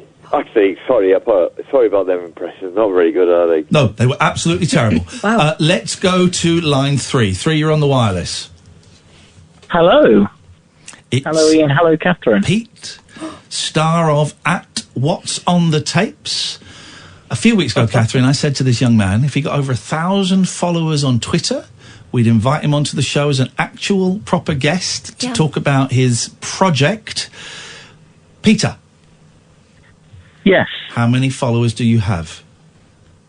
I'm just checking because someone's just followed me. 1,010. When do you want to come on as a guest? I'll let you know because I'm just going into an annoying work shift pattern. Hang on, whoa! Hang on a second. Wow. This guy has been given the chance to come on to a national double award-winning radio show that is co-hosted by the Strawberry Guy from I'm a Celebrity. And now he's backtracking. Now I bet he's had a better offer. It doesn't take long for him to turn, does it? I bet Jeremy Vine's been it. We'll have that on the show later on. We've got a chap who's going through VHS videos. Yeah, you'll have some trucker pulling over in tears, not being able to carry on his drive because he wants to listen to the end of your bit. Do you remember VHS videos? Well, we've got one guy who's going through a lot of tapes. Give us a call now. So you've got the flipping heck. I'm holding out for breakfast, to be honest. I'm holding out for breakfast, but. Unbelievable. There's me saying, why don't you pop up to the studios 10:30 on Monday night? And now he's going, We'll see. He's changed. He's changed. Well, I'm working Sunday to Wednesday next week. So I'll tell you what, why don't you pop in next Friday? No. Pete, let us know. You'd be very, very welcome. We'll get you in for half an hour. How about that? Thank you. Come Yeah, and sit that in would the be studio, 'cause amazing. I love yeah. it. I love what you're doing. I think it's a really interesting project. I think it's weird. I think you're weird. I think there's a nice bit of performance art. I also think it's social history. It's actual social history. So why don't we get you in the studio for half an hour one night whenever you're ready? Yeah, that'd be lovely. I mean, someone called me a true eccentric. I'll take it. That's not bad. I'm sure, online. I'm sure we've all been called a lot worse than that. Yeah, so Grumpy Skeletor recommended me. He's good, Grumpy Skeletor. We like him. I wasn't aware of him, and then suddenly he tweeted about me, and I've got 300 extra followers. Okay, well, I got you. Okay, but I got you the first 600-700. You did, yeah. You absolutely did. Yeah. All it took was Skeletor going, now follow this guy. It doesn't matter. It doesn't matter. It sounded like Susan. It's not important. It doesn't matter. But I got the first 600 or 700 for you, but it doesn't matter. These things don't matter. Pete, I look forward to seeing you sat in that chair over there at some point soon, mate. Thank you, yeah, as long as we're all allowed to actually leave the house. Oh, shove it up your bum, you miserable so-and-so. Flipping heck! Can you believe that guy? I can. This is Talk Radio. Late night, Iain Lee on Talk Radio. Last 20 minutes of the week, like my last Friday for a while. Martin Kellner will be in at 1. We're taking calls straight to air. You don't have to be a first-time caller. Line 1, you're on the wireless. Hello, sorry, I think I got cut off for a minute there. Yeah, I cut you off. Oh. Up yours. I mean, what is it? Who does he think he is now? He thinks he's Jeremy Vine's boyfriend. That's what he thinks he is. Idiot. What have you got? Because we ain't got no calls. All right. This is going to cheer us all up. This is the sort of news the country needs. Here we go. Boris Johnson's having another baby and everybody's so excited. And the rumour is he's going to call it Dolly Parton. Oh, close. A Brit is the proud wearer of the world's best mullet. after winning the title in Australia, the home of the mullet. The home of the mullet, Australia. Rob Aiton, 31, was crowned Best International Mullet at Mullet Fest, held in Curry Curry, New South Wales, after initially getting the tragic hairstyle for a laugh. The graphic designer from Bideford, Devon, got his first mullet cut 3 years ago while on holiday in Australia. Okay, Bideford is the kind of place where they have mullets. So, yeah. At first he wasn't keen, but over the years the style began to grow on him and he kept it long at the back, going past his shoulders. A recent trip down under has now seen him basking in mullet glory. How do you talk in Bideford, Devon? Like farmers? Yeah, he's very, very farmer-based. Okay. I was coming down here for a skateboarding competition and it just happened to time with me being out here for that, so I could go out to Curry Curry and see the Mullet Fest himself, he said. There was 8 of us from all over the globe. It was good fun, a good laugh. 3 years ago, I came over to Australia and got me a mullet haircut. Chopped it up on irony, really. I've never been a fan of the mullet or the rat's tail. You did what? Chopped it up? Chopped it up in irony, really. I think this guy's probably a rad dude. This guy, I think, is doing it for real. I've never really been a fan of the mullet or the rat's tail, but I have to say I do like the mullet now, so my point of view has changed dramatically. It genuinely feels like it's been a religious ceremony for me. Australia, you've been amazing. Oh, it's going to his head. His hair. Rob said that his hair is currently down to his shoulder blades and his party piece is to unscrew the top of a bottle of water using his hair alone. What? What, like whips it? I suppose so. I mean, that's That's incredible. He said growing a good mullet takes time and patience and being able to handle a S-ton of negative feedback. I mean, you remember what it was like with your tash. Mullet Fest is not that I'm comparing your tash to a mullet. No, but I got a lot of abuse. I got a lot of abuse for that. It's funny, isn't it? There are certain things that people feel obliged to comment on. Mullets is one. Apparently tashes is another. Yeah. I quite liked your tash. Mullet Fest is an annual event that honours the best mullet... I saw a picture in my tash the other day. I thought, that looks really good. Did it look good? It did look really good, actually, It's just you don't see them very often. That's why people react so violently. Yeah.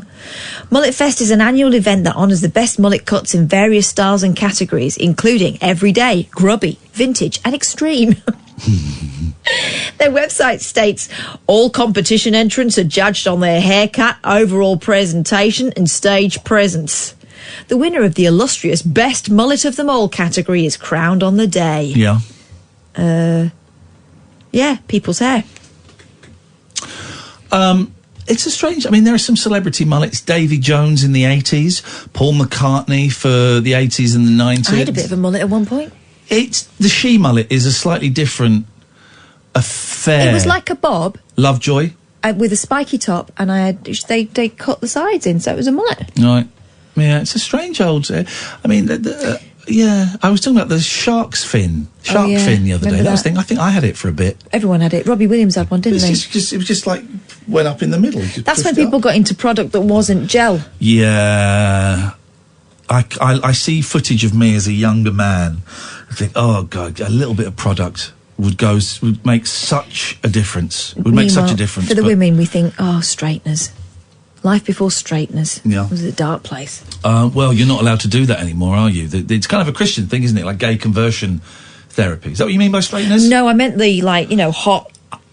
Some of those gay guys are hot, and that's the thing, but they're just not happy with it. It's up to them, really. Line 1, you're on the wireless. You've been placed on hold. No, I haven't. No, I haven't. Don't work like that. Not on this show. Don't work like that, but not on this show, young man. You had a good week, Dylan? Yeah. Yeah? Yeah. You're not tired? I'm tired. Kath is tired. Kath is old, and I've lived. You're not tired? Not really. Well, want to hit Stringfellows or something afterwards? Pardon? No. Okay, good. I'm glad. Peppermint Hippo. Peppermint Hippo. What would you say has been the best bit of this week and the worst bit of this week for your work experience? It was good going on air yesterday and then coming back to your house and spending the day So there. the best part of your work experience was coming to my house. Oh, Okay, great. Fun at Uncle Ian's. Great. And the worst part? Of this week? Yeah. Uh, Kath? Was it Kath? Shut up. Shut up. haven't really been a watch party. It hasn't really been a worse party. He says, I like this guy. I like this. It's been so nice having you in, man. It's been nice to spend a bit of time with you because we were saying yesterday when we spend time together, it's with family. You know, it's like Christmas or birthdays or stuff like that. And so there's my kids and there's your sister and your mum and dad who are all great people. One of those people I've mentioned isn't great. I'm not going to say who. Let them fight it out amongst themselves. But it's nice, you know, spend a bit of time with you on your own, and we don't really get to do that. So I've had a great week, and I hope you've felt that you've got stuff out of it. Definitely. Good evening, line 1. You're on the wireless. Hi, Catherine, Ian, and Dylan. Is Dylan still there? Yes. Hello. In life, you very rarely get to speak and work with professionals, and you have had the most rewarding, I think, in time come. Hang on, say that again. You've had hang on, your phone cut out. You've had the most rewarding. Rewarding time working with two professionals that I'm really proud of winning the award that you and Catherine and Ian have Do you won. know what, Mark? For a second, I thought you were going to say, and Ian, you must feel so privileged to have worked with Dylan and Catherine for this week. That's where I thought that was going. Well, here's the thing, man, because, and thank you, Mark, for your kind words, and I've had a few of the listeners get in touch and say, we feel that the award is ours. Well, it's not. It's mine and no, it is, right, because it was a public vote as well. Everyone who heard that call as it went out, so many people took part in that call. I had to do an interview for the Radio Times, and he said, why did you keep the call on air? And I said, well, I'm really glad I did for a couple of reasons, but one of them was we didn't know where he was, and so callers were listening and were almost triangulating Chris's location. He would say he could see something, and someone would text in going, oh, I live in Plymouth and I think I know where that is, and we managed to work out where he was because of the caller interaction. Yeah, and if we'd have dropped that call, that would have been on us. We might have been the last people he spoke to. And also, it was a public vote, and we, you know, our show on a good night gets 62,568 listeners on a good night. And we're up against Chris Evans, who gets over 1 million, and Zoe Ball, who I think gets about 8 million. And people voted for us, this weird little cult late night show that some people hate and some people really love. So, do you know what? Yeah, it kind of, you know, I don't want to sound all cheesy and all of that, but the award kind of belongs to all of you people, unless you voted for Zoe Ball or Chris Evans, in which case you can get lost. It's because you are professionals at what you do. You care. You're not just throwing music into the air. You're actually interacting with us, the listeners. And Dylan, man, you've had the biggest chance of your life, and you'll remember it for the rest of your life. And he screwed it. And he wasted it, Mark. He wasted it. Thank you so much, Ian and Catherine, for doing the job that you do. You're a good man, Mark, and I really appreciate it. And you know that we struggle with taking compliments, but we're taking that, and we're going to have that. Because I know that to a lot of people, and it's starting to sink in. And again, this is going to sound arrogant, but I don't mean it in an arrogant way. To a lot of people, this show actually means quite a lot. And I think me and Kath are finally starting to realise that. And calls like yours help us see what this means to some people. So thank you, Mark. I really appreciate your kind words. And thank you for being so kind to my nephew. Take care. Thank you, mate. Thanks, Mark. There you go, you see. I've been thinking about this a lot as well. And I think that actually people that don't listen to this show must have voted for us. Oh, God, yeah. Because we're in a time where it feels like we've been set against each other for whatever reason, politically, you know, geographically, socially, on gender lines, all these different things. There's always reasons to be in the opposite team to other people. And maybe that's just the way it comes across on Twitter, I don't know. But people hear something that is humanity.